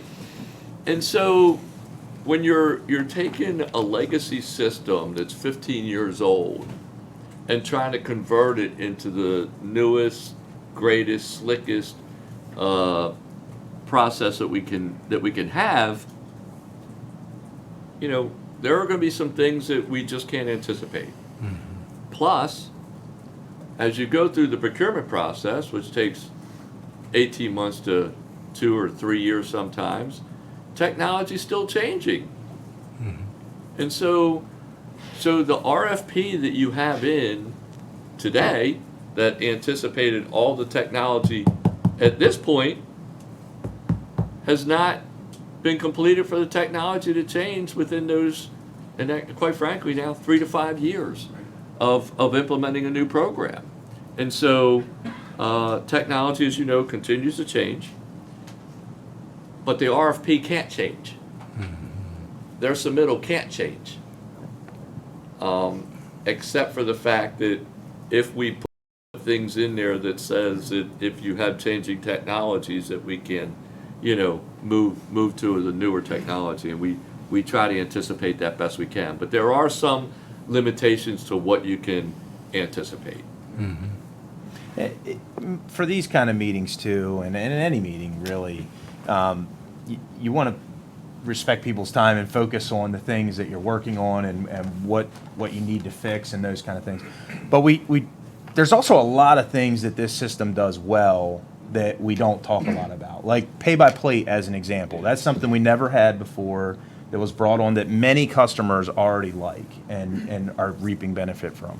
The early payment discount, that feature, again, something that we didn't offer before that really encourages customers. I saw it in the old system where customers would say, well, I'm going to send you a check because if you want this money, you got to earn it from me. And, attitudes like that where it's like, well, we'll give you a discount and if you pay online, and it helps us, it helps them, they're happier. So there are a lot of good things that has come from this transition that we don't talk a lot about, but I think it's good perspective. Well, I would add to what you said. I'm not necessarily suggesting that there's not a ton of good. What I'm just thinking is that just from a practical perspective, if you're going to roll out anything of this magnitude or even lower magnitudes moving forward, you got to pressure test it with consumers. Like that would be a 1A in terms of how I think about a project of this or even slightly smaller magnitude. Yeah, I agree too. I mean, I think Jim talked about the technology changing over the last 15 years. The customer expectations for that technology has changed absolutely. exponentially over the last 15 years. I might even argue that a focus group could be an ongoing type of a process. I serve on several boards. I use, I serve on the board for WMATA, and WMATA has a Riders Advisory Council, and it's just a focus group of people that use the system that issue a report to the board once during our meeting. I mean, and it's a valuable tool to hear directly from people. Sometimes we hear as a board member from people, but sometimes we don't. And both contracts have a continual improvement aspect to it, where the vendor brings to us, improvements that all parties can benefit. And when there's savings, those are shared between us, trying to anticipate, because one of the goals of our system was to be able to keep it current and modernized. And that was something that we certainly struggled with the prior contract. And during our planning sessions, this was after the contract was even awarded. Remember one meeting we had put flip phones on the tables, and our contract was older than flip phones. And the conversation was like, can you imagine living your life today with a flip phone? Well, and that's the type of leap that we are making from where we were to where we are now. And now they're back to flip phones. Yeah. That's a good point. Any further questions for the team? So I have a question related to, we send a lot of notices via U.S. mail, and are there any steps or measures we're taking to acquire customer information for those who don't have Easy Pass, so that they can opt in to us sending them text or email, even though they're not an Easy Pass customer? Yeah, a couple things. So when you go on the Drive Easy MD website, first of all, it brings up a I don't know what you call that, a pop-up that asks you, do you want to provide your email to receive future alerts? So that's one thing. Secondly, we actually specifically, you've kind of asked this in a different way in the past, and we put it in the tracker to make sure that we reviewed all of our correspondence, and our communications department worked very closely with TransCore to make sure that the option to provide an email is clearly spelled out in the correspondence, so that we do try to get it. That way, it does help us.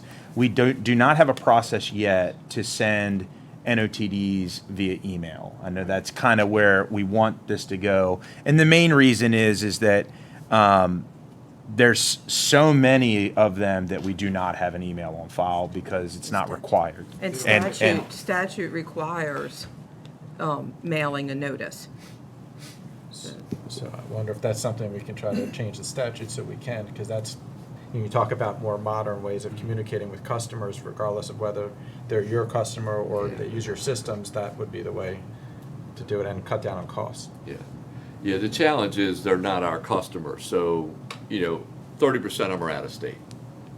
So I doubt very seriously they want to provide their email to us, but that's a customer initiative, if you will. However, as we move forward, what we're seeing is different companies are coming up with apps, and it'll be done by phone. And so they won't be necessarily our customer, they'll be the customer of whoever owns the app. And so we will get paid, but it'll be their customer. Just like the pay for parking thing you see all over. Correct, the place, yeah. correct. So the technology is really gonna drive that probably more than somebody just saying, hey, I got an NOTD, I live in Texas, here's my email. It's just, that's gonna be a little bit more challenging, but we are looking for ways to try and capture that, but it's literally up to the customer whether they wanna give it to us or not. MVA has been doing it for many, many years. And there are still, and you could do a lot of things online with the Motor Vehicle Administration.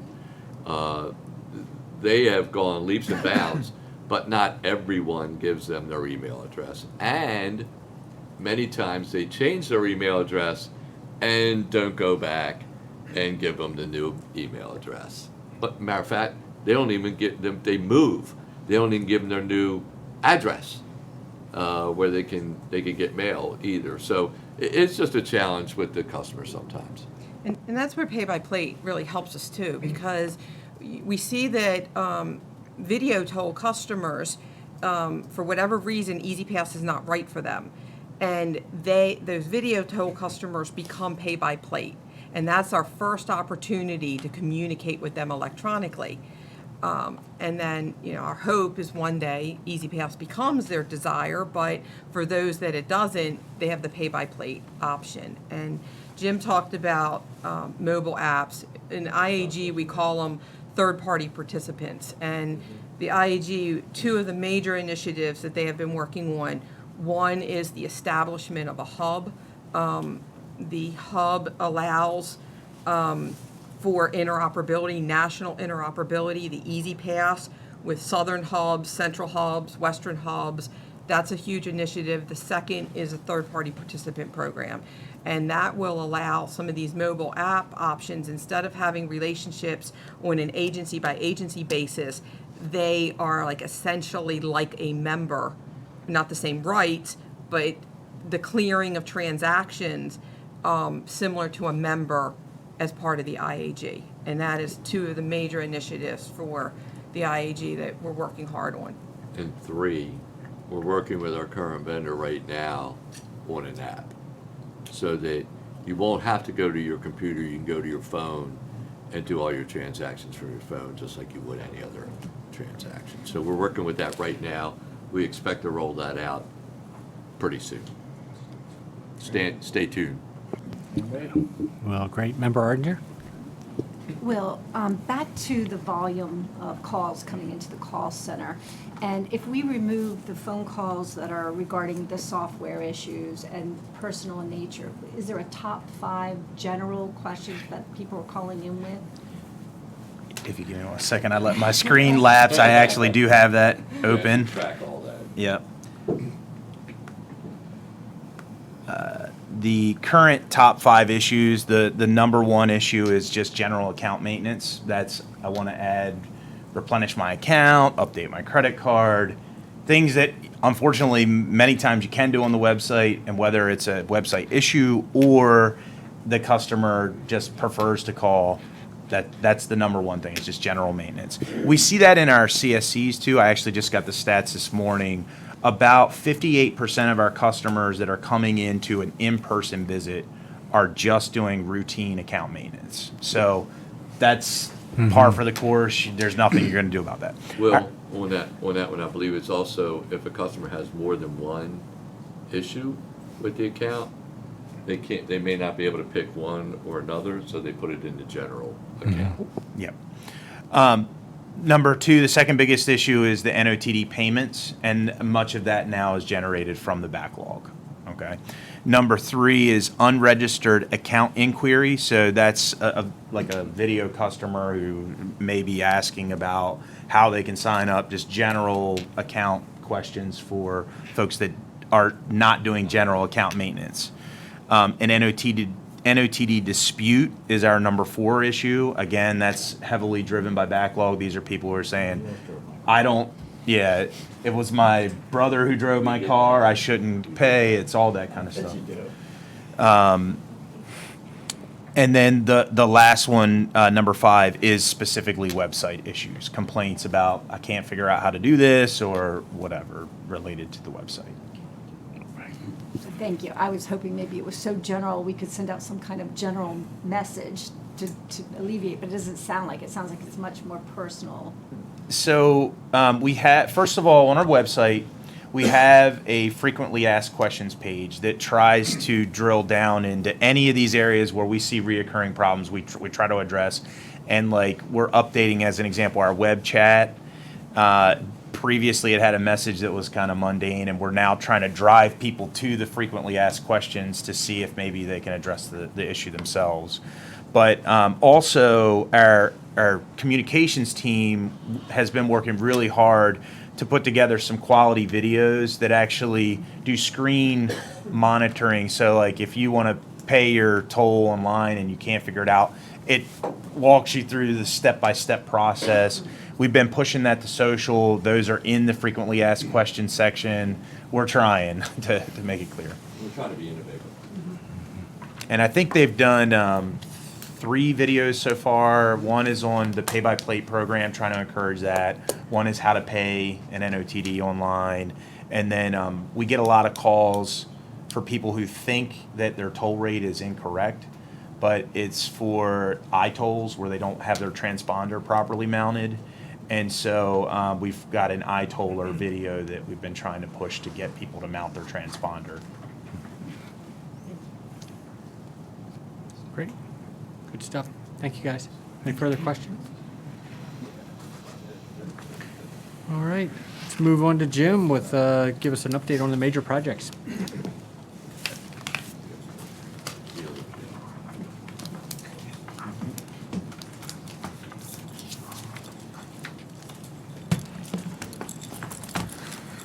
Okay.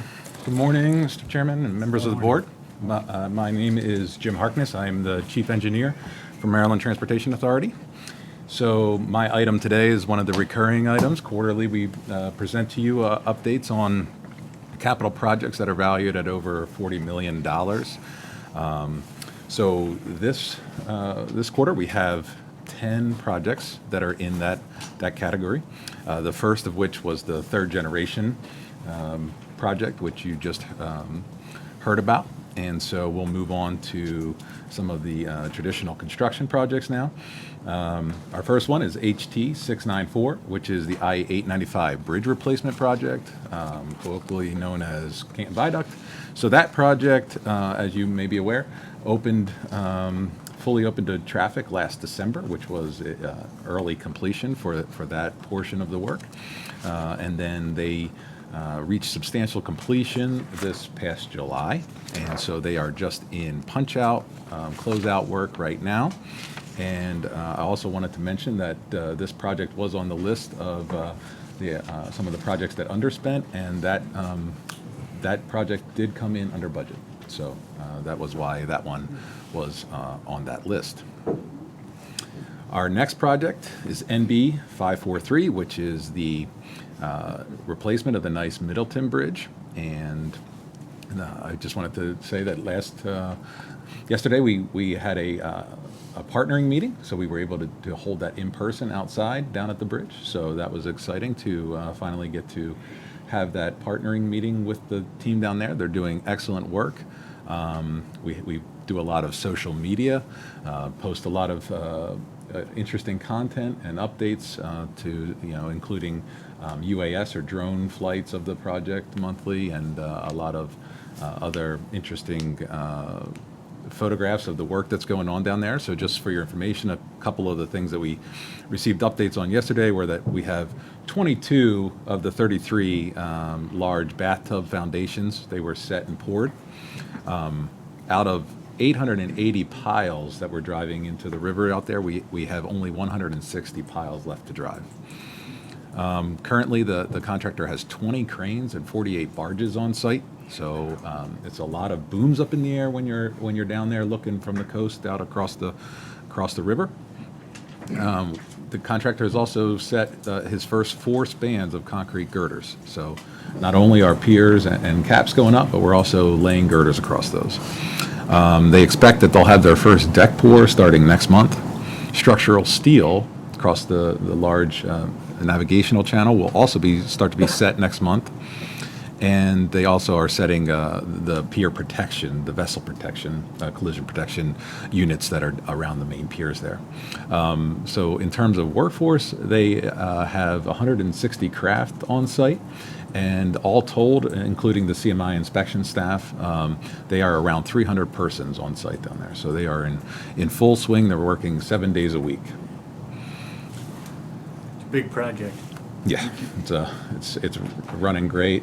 It was exciting to have a good partnering session yesterday. Yeah, I mean, every time I go through there and visit, the project really looks like it's moving along well. But I think most importantly, the partnering, every time I talk to the men and women that are working down there, the work environment, they seem to be really working well together, resolving issues very quickly, finding solutions. It's really going well.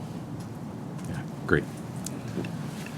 Okay, our next project is FT 2651R, which is the rehabilitation of the vent fans for the Fort McHenry Tunnel.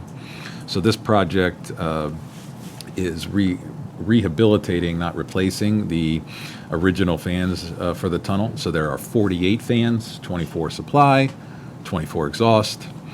So obviously we have to do this in phases, similar to the way we did the BHT replacement project. So right now we have the first set of 16 fans out of service. They have 4 of those completed. 4 are very close to completion, and then the 8 are in other states of repair. So that project is moving along well. Our next project would be BB 3014, which is the emergency all-electronic tolling conversion at the Bay Bridge. That project began work in January of this year, so but they have hit that project hard. They are doing a lot of the laying the groundwork, so trenching and boring for the power and communication systems on the western shore. They've worked along the side roads, they've worked on main line, so they are about, all told, 85% of that kind of work is complete. They have the caissons completed for the foundations of the signs and the gantries that we will be installing for the lane use control signals that are a part of that automated lane closure system that will be in place when this project is complete. Yes. Oh, go ahead. Go first. No, go ahead. Well, my question is, after we get the all electronic tolling done, not just there, but everywhere, are we going to end up removing some pavement? Yes. Are So, we going to be able to maybe take some stormwater credit for some other projects?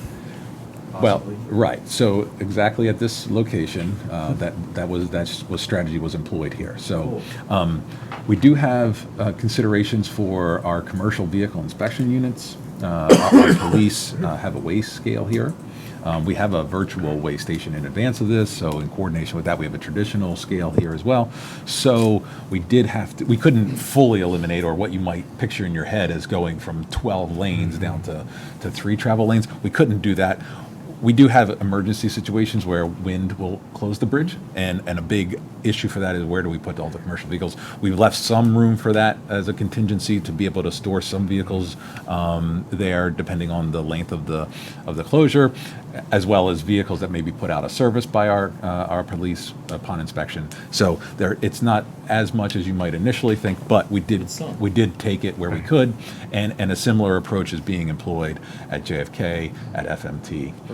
So we're doing the best we can there to get those credits. Member Cox? How far along are you on the automatic lane change? So I guess there are two projects to do that, one on the eastern shore, and this one happens to be on the western shore. And so we are realigning, we're removing the old toll booths and the islands, and we're realigning that roadway to better align with the approach to the bridge. So we have shifted traffic down there a bit. We're working on that kind of truck area, waste scale area now. Very soon you'll start to see the gantries going up, and so our anticipated completion for this is fall of next year. Is that for the Both automatic? bridges. Huh? Both bridges. That's correct. For the automatic gates. Okay. Yes. Both. Okay. That's good. correct. Great. Okay. Let's see. Next project is KH 3009, which is part of the I-95 ETL extension program. So this is sort of our mainline, long length, 6 mile project, which will expand the roadway and create those express toll lanes. So they received notice to proceed in May. They've been working on clearing and grubbing the slopes along 95 so that they can prepare for that widening. So we have miles of traffic barrier out there on the right shoulder right now, and they're working behind it and making visible progress on the removal of a lot of that growth that we had there. And then they'll be starting to work on the actual grading and excavating there. They've also have some work on retaining walls underway as well. Let's see, so our next project is KH 3024. This project is in procurement, but it is the I-95 at Belvedere Road interchange project, so this is a design build. This project, the evaluation committee has completed their rankings of the proposals and open pricing. We've submitted a recommendation for award to procurement. Procurement is reviewing that now. After notice of intent and debriefings, we hope to bring this to you guys in November for approval. Notice to proceed. Notice to proceed is, we're hoping, in December. Great. Big project. From my neck of the woods. It's the same. Great. Let's see, so our next project is KH 3019, also part of the ETL extension program, and this project is one that you just approved earlier in this meeting. So this is the project to replace the interchange at Maryland 152. So if you have any questions about that, I can answer them, but you just approved it, so. You haven't gotten it done yet? We're working on it. Let's see, so HT 2709, again, also in procurement. This is the envelope and switchgear replacements at the Baltimore Harbor Tunnel ventilation buildings. So we have two buildings there at each end of the tunnel. They also have the electrical switchgear within those buildings. So we have, this project will be replacing the facade, and then it also has the louvers, which allow air for those vent fans that we talked about. These are at the Harbor Tunnel. And we have issues with the old vent fans, the design. It allows for water to come in, and that's typically bad when you have electrical switchgear involved. So we have had temporary measures in place for a while, and that switchgear is original. So this project will be upgrading and replacing that. And so we'll get new controls, new power, which again, we had the fan project, so we got the fans done first. Now we'll have this this project to replace the switchgear. Switchgear is very large, and so one of the challenges was how to get it in. the facade, because it also needed addressing. We combined this as one project because we'll be kind of opening up that facade in order to get the switchgear in and out, and therefore the project kind of works well together. Thanks, Jim. Member Cox? Yeah. Hey, Jim. Yes. Will had this the projects with the old Baltimore Harbor Tunnel over the years and the ongoing construction, and still the concern is obviously maintenance. I'm sure has been a huge headache, so to speak, and the condition even after construction of the tile and the appearance. Is there anything in the works to try to improve that at this point? I know closing down every evening and everything, and it's been a real concern. I mean, Will goes back, several years of us talking about this, but is there any possibility that the appearance of the Baltimore Harbor Tunnel could improve? Because of the age, and I'm 60 years old. So in terms of this project and the facade replacement, it will get a little bit more modern look because of the materials. We tried to retain some of that original look, but so we will address the look of these buildings through this project, the facade replacement, and then in the tunnel.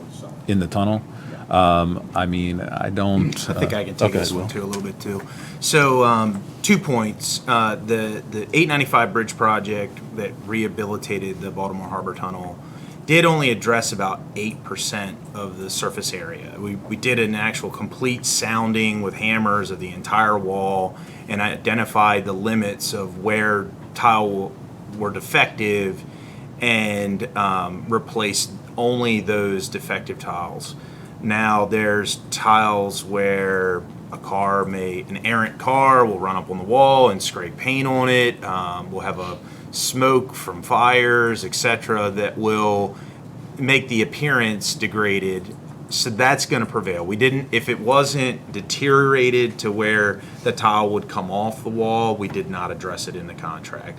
And remember, the contract, the amount of tile that we did do was 3/4 of the area of the Ravens football field. So it's not an inconsequential amount of tile that we did. There's an enormous area there, and we only actually did a small percentage, but it's a lot. So secondly, with COVID, we've had the hiring freeze in place, and our maintenance staff has had a tremendous challenge keeping up with some of our maintenance activities. Washing of the tunnel is an example of something that is necessary to maintain the lighting, and so it is partly a safety issue, but in many ways it is an aesthetic issue. And so we have had to, with the vacancy rate that we've had and with controlling our operating budget, we have purposefully kind of focused on priority preservation activities that were safety critical. So there have been issues like this. We are currently in the process, full court press, of trying to fill a lot of those vacancies in our maintenance team. And so it's my hope that prior to getting into a full winter season, we will be able to get in there and really clean and wash the tunnel fully, which really does brighten it up and make it look better. And we have a regular program. We have a Unimog that we can get in there and clean down the tunnel. But again, there's just limitations on what we can accomplish. We had a lot of, this last winter was pretty frequent snow, not really necessarily always heavy events, but with that, we just tapped our team out. We had a lot of people working a lot of overtime due to the vacancies, and so some of these activities have been deferred a little more than usual. Great. Thanks, Will. Jim? Okay. So let's see, our last project, which is still in design. This is BB 2726, the eastbound Bay Bridge deck replacement project. And this project, if you may recall, you were awarded a pre-construction design services contract last May. And so we NTP'd that team in July.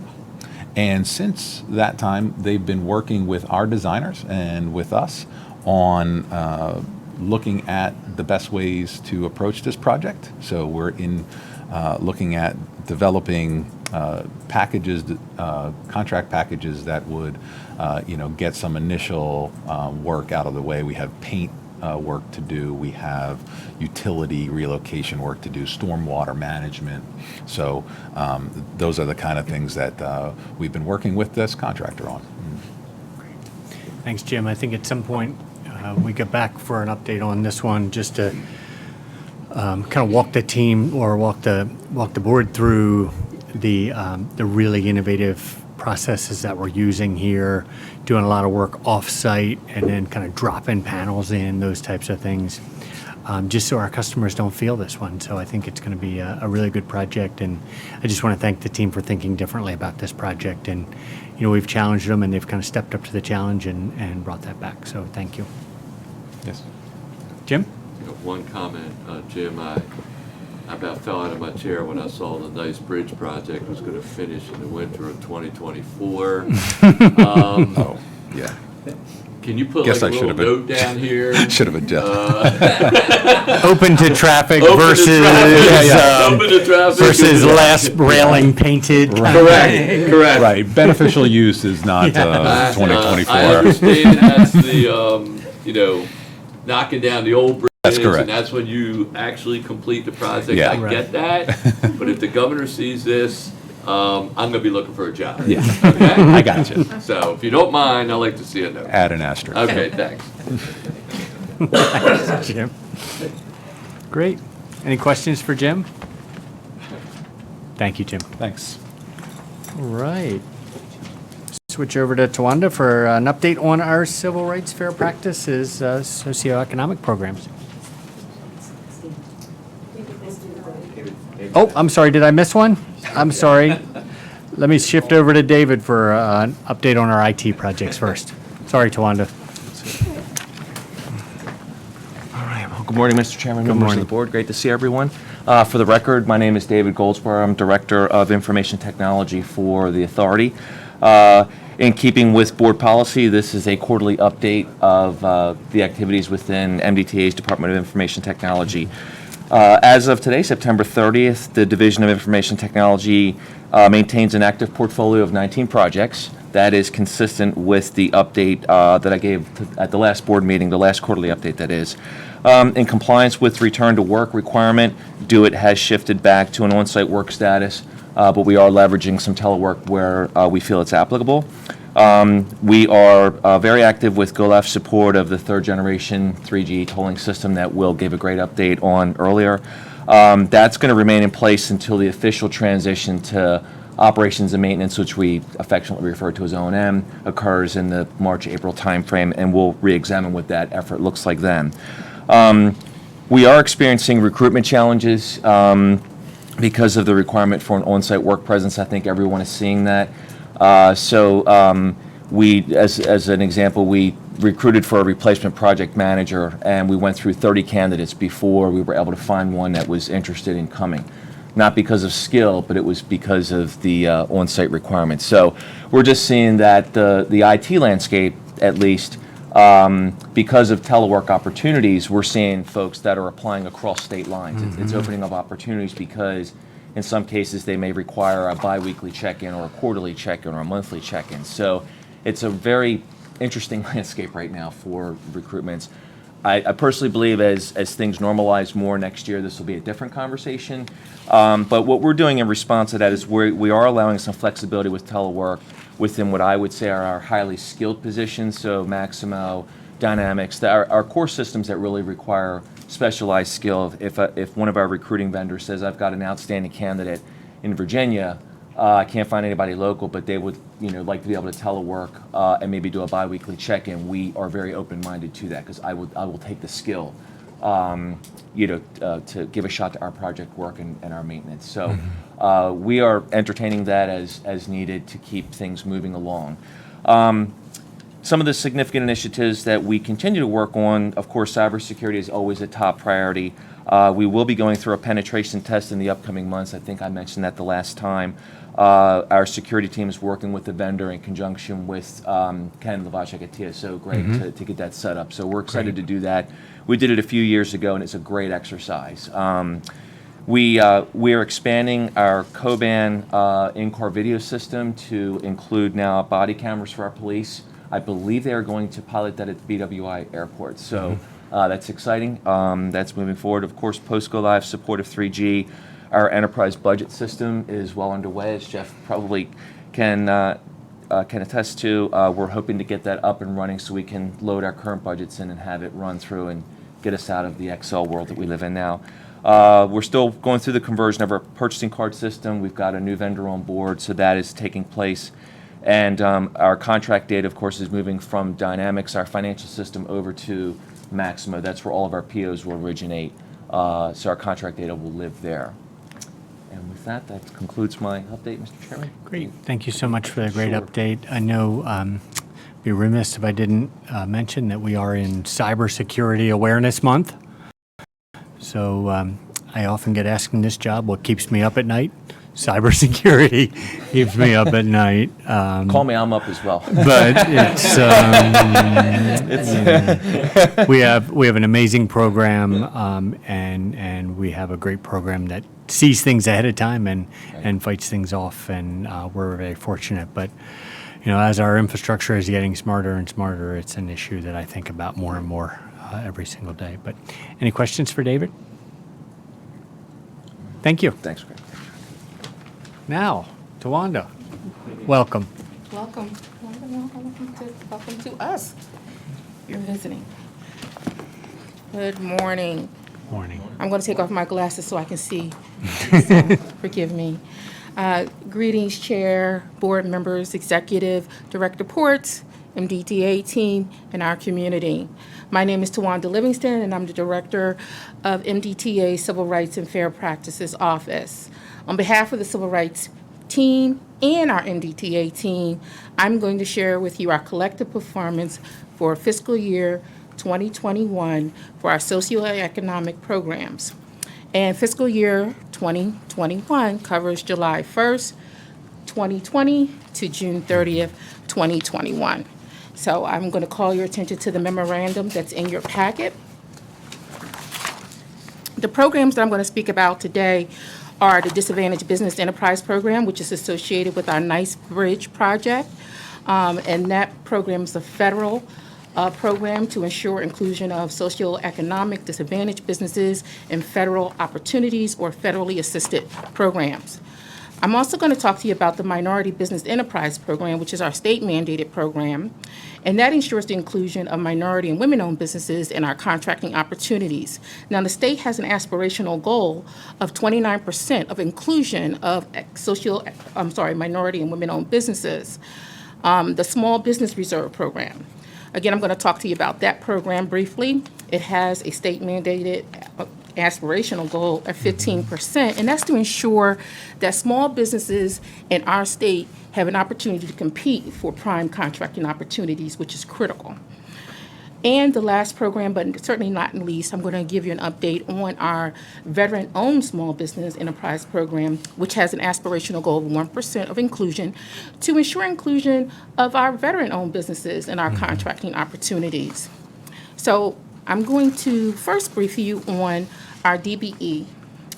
And again, this program is driven by seeking federal assistance that's associated with our Nice Middletown Bridge. These contracts, which are 5, are earmarked for federal assistance via the TIFA. And for those of us that don't speak acronym language, it is Transportation Infrastructure Finance and Innovation Act loan. So in the packet on page 5 of the memorandum, if you look at table 1, go to table 1 in that memorandum. The DBE program utilization is project to date. It is contract payments. It's specifically where the rubber hits the road, money in the pocket. This project consists of 5 contracts with an estimated value of $531 million. So briefly, I'm going to go quickly through the 5 contracts.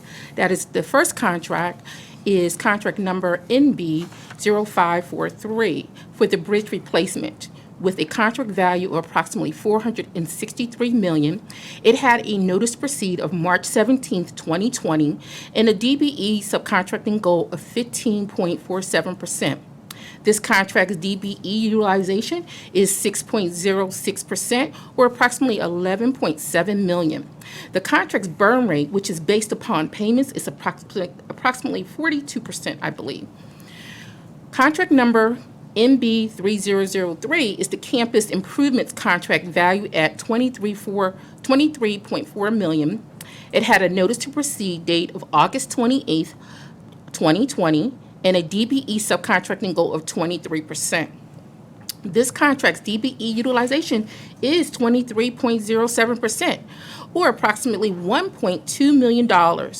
This contract's burn rate, which is based on payments, is approximately 22%.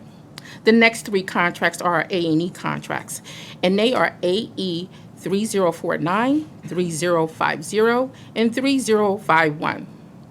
These 3 construction management inspection services contract had a notice to proceed date of November 14th, 2018. For these contracts, they all have a DBE subcontracting goal of 26%. These 3 contracts' DBE performance as of June 30th, 2021 is 11.99%, $290,000, 23.91%, $563,000, and 15.09%, $338,000 respectively. These contracts' burn rate based on payments are approximately 16%, 16%, and 15% respectively. I'm available to answer any of the board's questions related to the DBE performance or utilization on the Nice Middletown Bridge project. Great. Okay. Thank Here. you so much. Looks like we're doing pretty well. I think so. I think so. I mean, the contractor's always adding DBEs, and you've gotten an update from our partner in crime, Jim. And he's telling you all the people that are out there, they're doing great with the recruitment of the workforce goals, and they are a good partner. They're definitely a partner with us in this effort to ensure we put some money back in the state of Maryland as well. So. I've probably a little bit more of a broader question for you, and I think one of my kind of passions and focus areas over the years has been making sure that we have the right amount of resources in appropriately kind of mentoring and cultivating new firms to make sure that we continue to have a wide group of firms, because it becomes a challenge as you're trying to kind of get there. But I just want to kind of get your perspective on kind of the number of firms we have there, and think there's maybe a focus area we should think about, or. Well, I think that. Sorry, I'm putting you on the spot. Oh, no, I love being on the spot. I love the camera. How you doing? So what I would say is that I'm going to definitely give credit to the man to my right for doing an excellent job with Normethia Goodrum for doing an extensive outreach and partnership, bringing DBEs to the table. And though there are quite a few DBEs, I forget the number, but I will get that too. I do have the number on my desktop. I'm looking for it. I think it's like 20. I don't want to say the number and then I'll be wrong. But we do have the exact number at this time, but there's still more in the pipeline that is coming to the project as the project comes along. Good. The goal is, for us, is the spirit of the program. Yes, we're going to make every attempt to meet the federal requirements, but we want to make sure we leave dollars in our state and also the capacity to maintain projects or perform on contracts in the future in our business community. We want that learning to come to us and that talent to come to us, and hopefully the business will stay here. They can go make money anywhere, but bring that tax dollar here. So, well, and I think the value of a project like the size of the Nice Middleton Bridge is, in many ways, if it's done the right way, can kind of create MBEs and DBEs that are with us for years to come on other projects with the right kind of mentoring. Yes, and I'm with you. I'm definitely with you on that. Creating the capacity in our marketplace to serve on specialized projects, specifically in the transportation area, Right. which not only will help businesses serve our state and fuel our economy, but think about it. If you got that talent, you can serve anywhere in the nation Right. or anywhere in the world where they're having transportation projects. And given the amount of infrastructure dollars that are out there or are coming, That's right. that opens up the door if you have the capacity. Like, do you have the talent to be able to serve on that contract? And I can tell you, some of the DBEs on the list we are familiar with. They are growing as a part of this program. So, sorry. No, thank you. This is a little dated. I'm sure the MBE plan, or excuse me, the DBE plans have been updated since then, but you, Greg, are feeling the exact vibe that the Lieutenant Governor reached out to us actually late last year to ask for this exact same information, and we pulled together a summary. At that time, we had 41 separate DBE firms, and I know it's grown since then with the updates. And of them, 29 of them were from Maryland-based firms, and 12 of them were out of state. So we've gotten really good Great. Maryland representation. They come from, Anne Arundel County, Baltimore City, Baltimore County, Calvert, Carroll, Charles, Hartford, Howard, Montgomery, Prince George's, Queen Anne's. They're all over the Great. place. Many of them are new, not just incumbents winning the same work. And one of the beauties of the design build process that we leveraged for this project is that there's some inherent conflicts where if you're working for us as an inspector, you cannot also work for the contractor doing the work. Sure. That's correct. So that actually broadens out how many separate firms have opportunities to work with us. And we saw quite a bit of that here. That's great. And I want to add also, in looking at the workforce goals and the workforce that is out there, what I would say about the out-of-state firms is that although construction work, you got a lot of transient workers coming in, what I would say is that they're doing a good job of hiring folks in the state of Maryland, that reside in the state of Maryland. And I think that's part of the narrative we need to tell about this project as well. Absolutely. Any questions for Tawanda from members of the board? I just want to make one little Sure. quick observation. So it's a nice middle ton. No, I'm sorry. You know what? I'm from Philadelphia. I live in Delaware, and I've been working in Maryland. So Middletown. There's Middletown, is Delaware, Middletown, right? So I apologize if I don't want to disrespect the project. Because you're on the camera? Yeah. Back Middleton? Middleton, yes. Understand, we do know it's too. Yes, yes. Great. So I appreciate that. I appreciate that, and I want to definitely do homage to the name as well. Great. On page 6, table 2 depicts the Minority Business Enterprise Program contract participation by contracting area for fiscal year 2021. The state of Maryland's MBE program has the aspirational goal of utilization of 29%.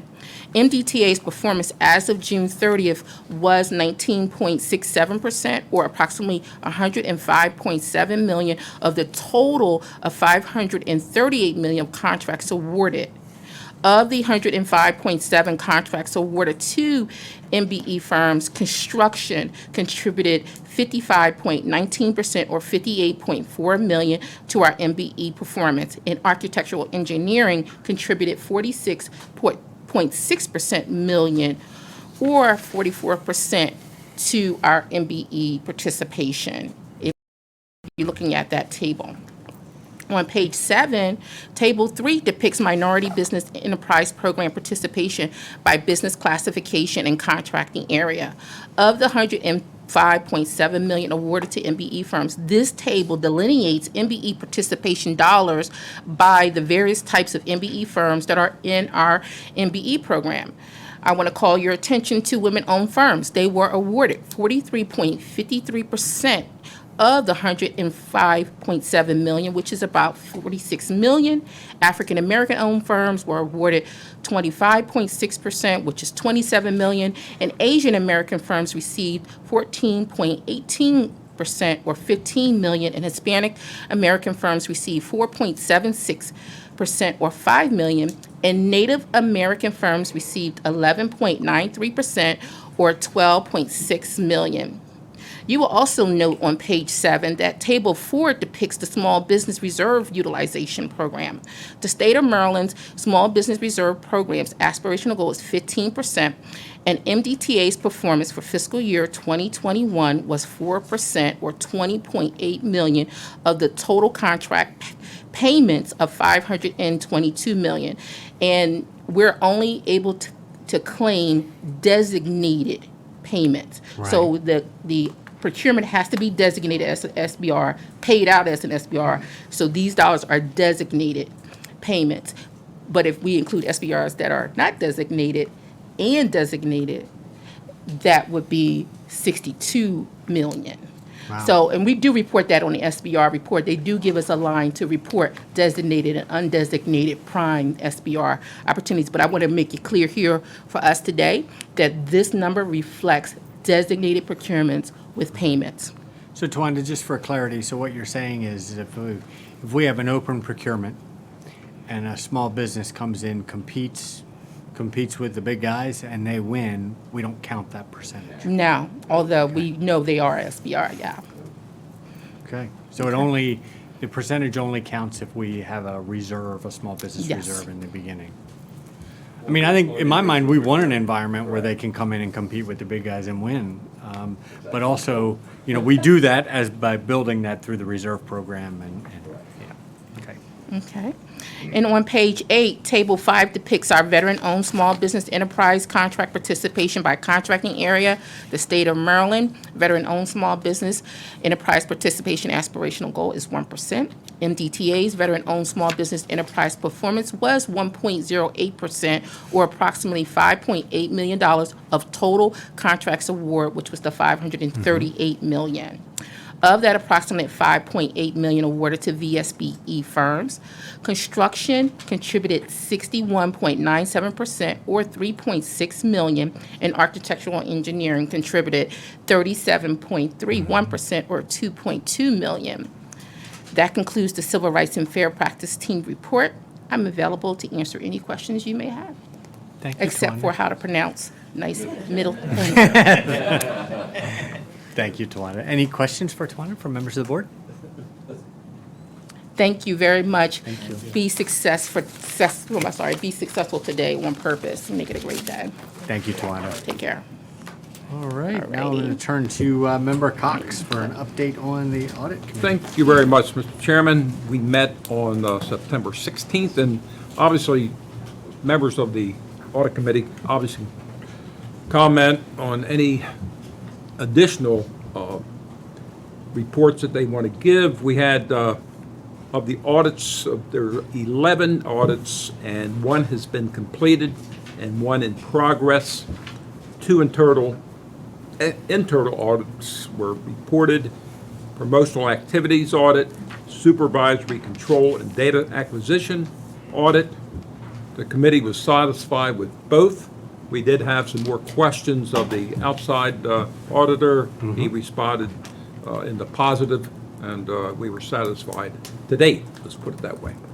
Great. Any comments from the members? Questions or comments from the board? I would just like to say Member Member Cox is doing an exceptional job leading the audit committee as chair. You know, that's the chairman emeritus speaking. Is that member Cox or delegate? Great, thank you so much. All right, great. Well, that wraps up our agenda for today. Wait, one more, nope, wait, I'm sorry, we have the executive director's report. Yes, sir. From Delegate Ports. Since I'm not a member. All right. Thank you, Mr. Chairman.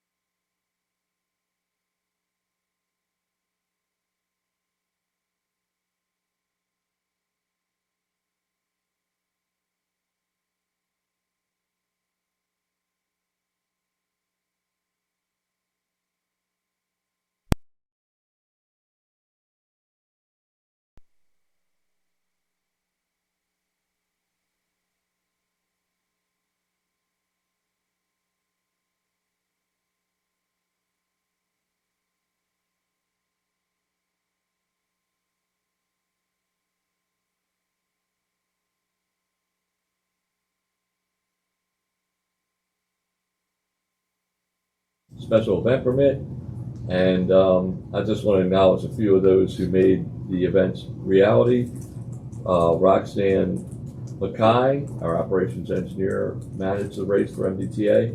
Heather Lowe, in our Division of Planning and Program Development, acted as a facilitator between the race organizers and MDTA. John Lohmeyer, our facility administrator in Northern Region, and Deputy Administrator Sheila Williams, with both whom were an integral part of the right-of-way permitting. MDTA Police provided law enforcement and traffic support, and all the men and women who worked on our Northern Region and who helped make this event a success for both MDTA and Susquehanna Running It Festival. That's a big event, by the way, for County Executive Barry Glassman, I know, who also participates in these running events. So the Maryland Transportation Consolidated Transportation Program, which is... I just want to comment, the feedback, there was a lot of events took place in Harper County this past weekend, and the comments back from the citizenry that participated were all positive. I just wanted to report. Thank you. Good. Yeah, it's nice to hear the good news. And it's good to get that feedback, and it's also good for our employees to hear that feedback. So thank you for that. Chairman Slater mentioned the CTP. Annually, the Maryland Department of Transportation meets with each of the counties and Baltimore City to share our draft consolidated transportation program. CTP meetings provide an opportunity to discuss with county leaders and transportation priorities and investments in our county. As you can imagine, there's a lot of interest in our operations. For these CTP meetings, it's either me, myself, or Melissa Williams, our Director of Planning, who presents on behalf of MDTA. And in some cases, there's 2 meetings per day, like the other day, Kent and Queen Anne's. And I'm appreciative of Melissa's helping me out and representing me in some of these meetings. So far, Baltimore City, Howard County, Cecil, Kent, Queen Anne's, Baltimore County, Frederick counties have all taken place. So 7 down and many, many more to go. Just a few minutes ago, Carl Chamberlain sought approval from the board for Phase 1 South American Legion Bridge 270 and I-370 toll setting process. Approval to move forward with public comment period on the recommended toll rate ranges. I want to mention to the board that MDOT and State Highway Administration has rebranded the historic effort to reduce congestion for millions of travelers on both I-495 and I-270 as OPT lanes. Maryland, OPT is short for Options and Opportunities. OPT Lanes Maryland aligns with the MDOT's mission of being a customer-driven leader and delivers exceptional transportation solutions in order to connect Marylanders to life opportunities. I also want to take a moment to recognize the promotions of 2 MDTA police officers who were promoted to the rank of corporal and sergeant. September 22nd, I had the honor to attend the promotional ceremonies for Robert Morseberger. Yes, Lou Morseberger's nephew. Oh, boy. That you probably served with, Delegate. Long time. There you go. I actually asked him that because I served with Lou also in the House of Delegates, and he was very proud of his uncle. Catonsville. Yes, and he's in the Bay Bridge Detachment. He was promoted to sergeant, and Christopher Karolenko is detached in Nice Middleton Bridge. He was promoted to corporal. Both officers have shown a deep dedication and commitment to the MDTA police. I want to take a moment to share with the board the actions as we organized recently and recently undertook as it relates to our strategic plan. As an organization, we strive to align our actions and priorities with strategic plan. We recently re-examined the strategic plan to make sure we're still on the right path with our priorities and projects.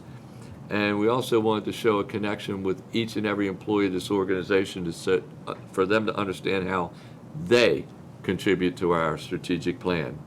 So in June, MDTA held what we call a hackathon and invited 40 MDTA employees to participate, which included a mix of all employees across the agency. The hackathon was over 2 days, with the group split up over a course of both days.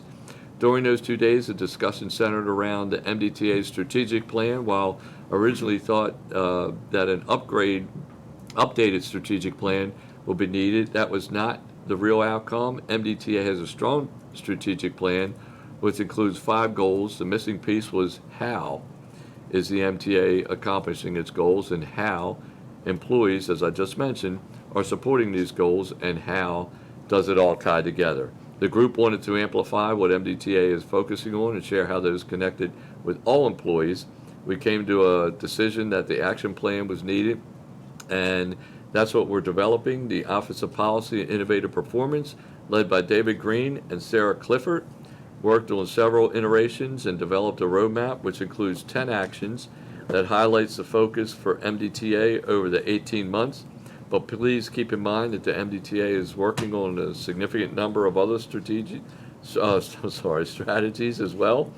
Almost said strategery, as the president used to say. The 10 actions we are focused on to help the MDTA achieve its strategic plan are: safety as a value, opportunities for economic savings and greater efficiency, implement a service culture, establish a transparent and communicative culture, invest in employees, CAV, that's connected and automated vehicles, future, build a diverse, equitable, and inclusive team, execute construction projects, the Nice Middleton Bridge, and the I-195 ETL northbound expansion, and more.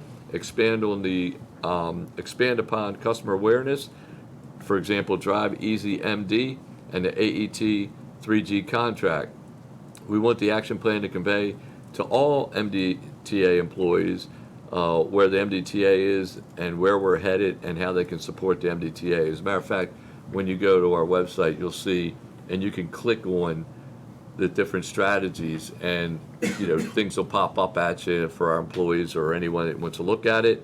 We're also putting posters all around. We're trying to work with David in IT that when you touch the poster, it'll also have pop-ups. I'm just kidding. That'll never happen. But if it could happen, David could make it happen. Trust me. And lastly, I have a coming soon announcement to make. I'm not pregnant. And that we're also pleased to finally be able to announce plans are underway with the Maryland Motor Vehicle Administration to open a new EasyPass Customer Service Center in Essex. And this location will be our 7th MVA-based EasyPass Customer Service Center open to the public. So it's that collaboration that Greg, or I'm sorry, Chairman Slater always talks about. With one MDOT, and we are totally committed to that, and obviously Christy Nizer at MVA is equally committed to working across the department. So we're always looking for ways to expand our customer service options, and by doing so, make it even more convenient for the motorists to get a Maryland Easy Pass. And by the way, Essex is one of those areas where we really have a good contingency because of the harbor crossings and such. So it's a great location for us. We're excited about it. Yeah, that area also has the DNR service center as well. So Yeah. NBA is doing a full stop. They're really expanding a lot of their partnerships, even now being able to kind of print out birth certificates and those types of things. Yeah, they and, work with the Department of Health on birth certificates. They Yeah. work with TSA on pre-check. Right. They have that for airport services, as well as you mentioned DNR, and there's one other. Oh, the TWIC, the TWIC card. And Veterans Affairs. That's right. They have Transportation Workers Identification Credential. That's what TWIC stands for. Every truck driver has to have it, especially to go to the port. And as Chairman Slater just mentioned, they also have VA facilities within the MVA. So MVA is becoming the one-stop shop for pretty much anything government related. It's they're doing a phenomenal job. As a matter of fact, yesterday during the CTP, if you don't mind, Mr. Chairman, I'm just gonna give a shout out to MVA. One of the councilmen said that the service has gotten so good at the MVA that you can't even make jokes about it anymore. And I mean, you couldn't see Chrissy's face because she had her mask on. That was the goal. And I'm sure she had a smile, or, looked like she had a banana in her mouth because she had probably a smile from ear to ear. MVA is not used to that because of the old jokes, but our MVA in Maryland is clearly probably one of the best in the nation, and does a terrific job for its constituents. They really do. Thank you, Jim. Any questions for Jim? I just Sure, have Member just Harris. one quick question or comment on the report, the most recent report. Can I comment on that? Sure. I'm talking about the OLA. The OLA Yeah, audit. sure, Sure. Audit. I read it and I take it, I take it seriously, and I also take our response very seriously. First of all, I want to thank you for identifying areas where we have some weaknesses and some problems, and thanks for paying our customers back. I think that's very important, and it should be a high priority, and it is. You've demonstrated that, I believe. And I know we're dealing with a lot of devices like mechanical devices, cameras, and all these other things, and vendor transitions, and all of the things that go along with that. And I know it's a challenge. I also feel I just want to get comfortable that we have processes in place to address these issues, and not only internally but with our vendors. And then if there are issues with, like sometimes I think when we talk about mechanical devices, sometimes I know that there are times when a customer might place their Easy Pass in the wrong, it might be in the wrong placement, and therefore that creates a problem. And I'm not saying I'm not trying to blame this on the customers or whatever, but I'm just saying that is something that we need to communicate with them, do a better job with that to eliminate that concern. And I guess lastly, on the report, and I don't know if this is right, but I'm not saying I don't know if it's right, it's just shocking, but correct me if it's wrong, but on page 3 of our response, on the agency response form, based on our research, I believe that was on Fort McHenry. I think it was on Fort McHenry. Is this correct? 230,000 plus transactions, 15 incorrect transaction actions, and the error rate is 0.000098. Is that? That's like 1/1000th of 100,000. Okay. Yes. That's good, but Well, I know actually, there's a could lot I of- just mention something real quickly it's on that? yeah. So, every once in a while, we'll make a math error. I don't know if it's a computer formula or what happened there, but it's actually better than that. That says .000098. It was actually .000065. So it was actually better than that, believe it or not. That error rate, look, you see the reports, that error rate is not in many of the press reports that you see. I don't think it's been in any of them as far as I know. But I think, our team is very proud of an error rate that's so small. If I was to click my fingers, that's not fast enough to explain that error rate, for example. It took longer for me to snap my fingers than that error rate would be high. So, but we are always striving to make sure that our customers have a good experience. That's why we're constantly out there with discounts, a 15% discount. That's why we're out there always touting the at least 25% discount if you get an Easy Pass, and up to a 77% discount if you're a commuter. That's why we have the pay-by-plate option. We're putting all these things out here to give the customers a good experience. And And we're very proud of that, I'll be honest with you. And I don't know many businesses that would promote so much up to a 77% discount for their business at all times. And so I will go back, you mentioned mechanical devices. I think, if I'm understanding you correctly, the one you're referring to is the treadle.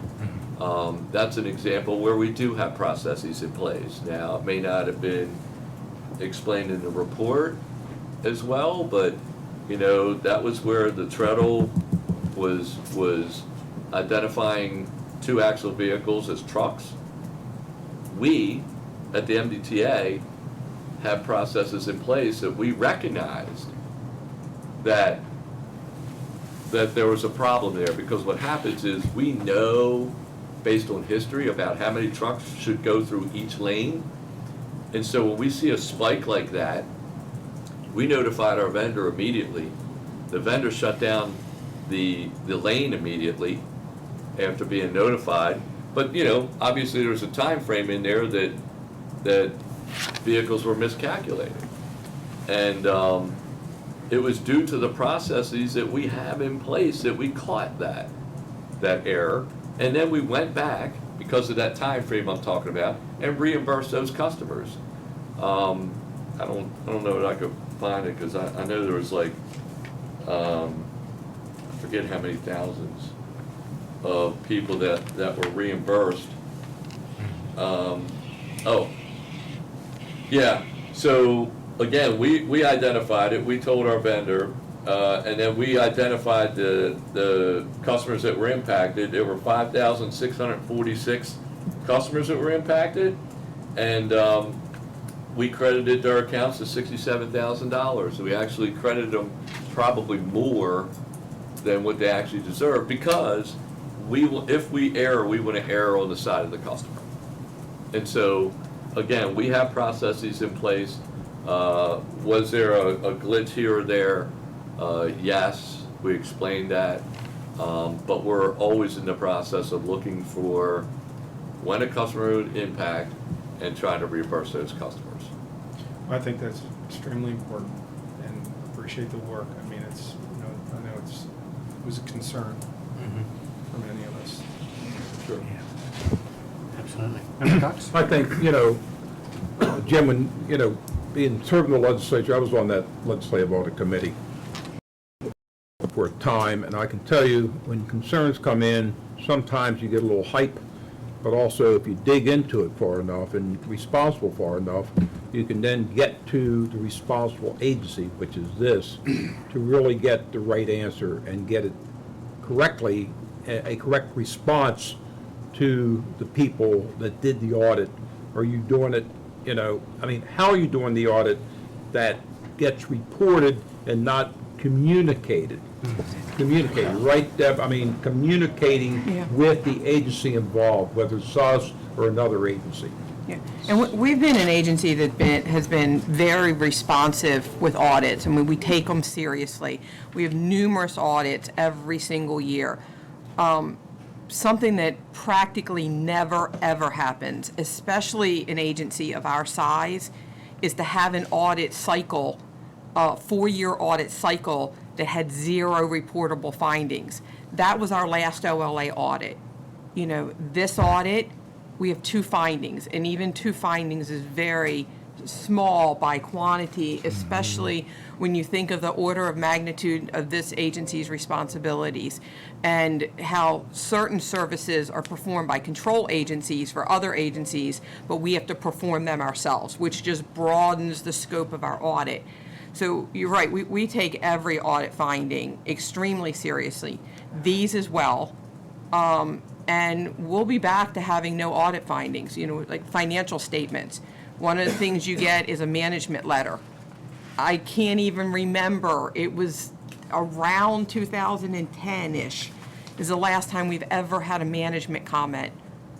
And that's how we operate, and it starts at the tone of the top, and the tone starts right here with this board and works its way right through the organization, and so we'll address these. You know, this audit, this particular finding wasn't what I like to think of as a typical finding, in the sense that auditors go, they test transactions, whether statistically or judgmentally, and then they report the findings.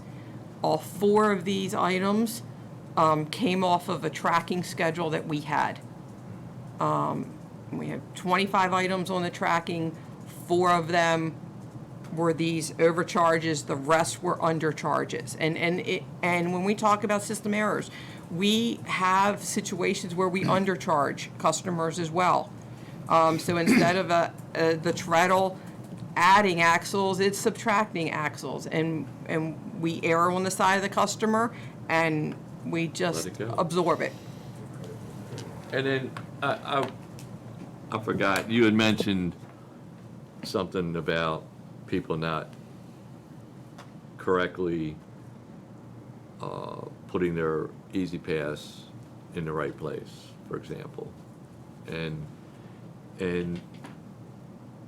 you mentioned that sometimes how things are reported.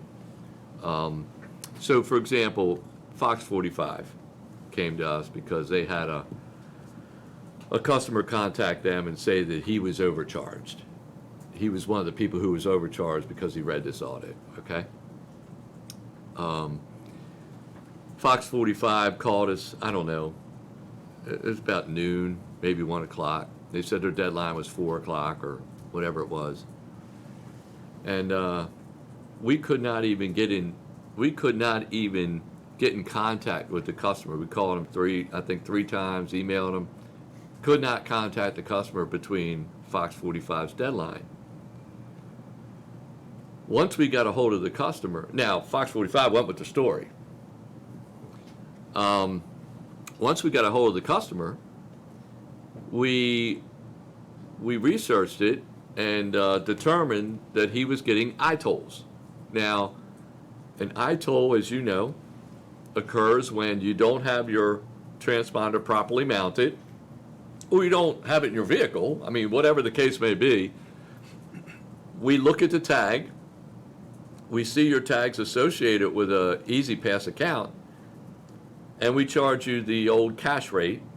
Instead of $3, it would be $4 for a harbor crossing, for example, because we have to do a lot of extra work to look up your account and go to MVA and everything else.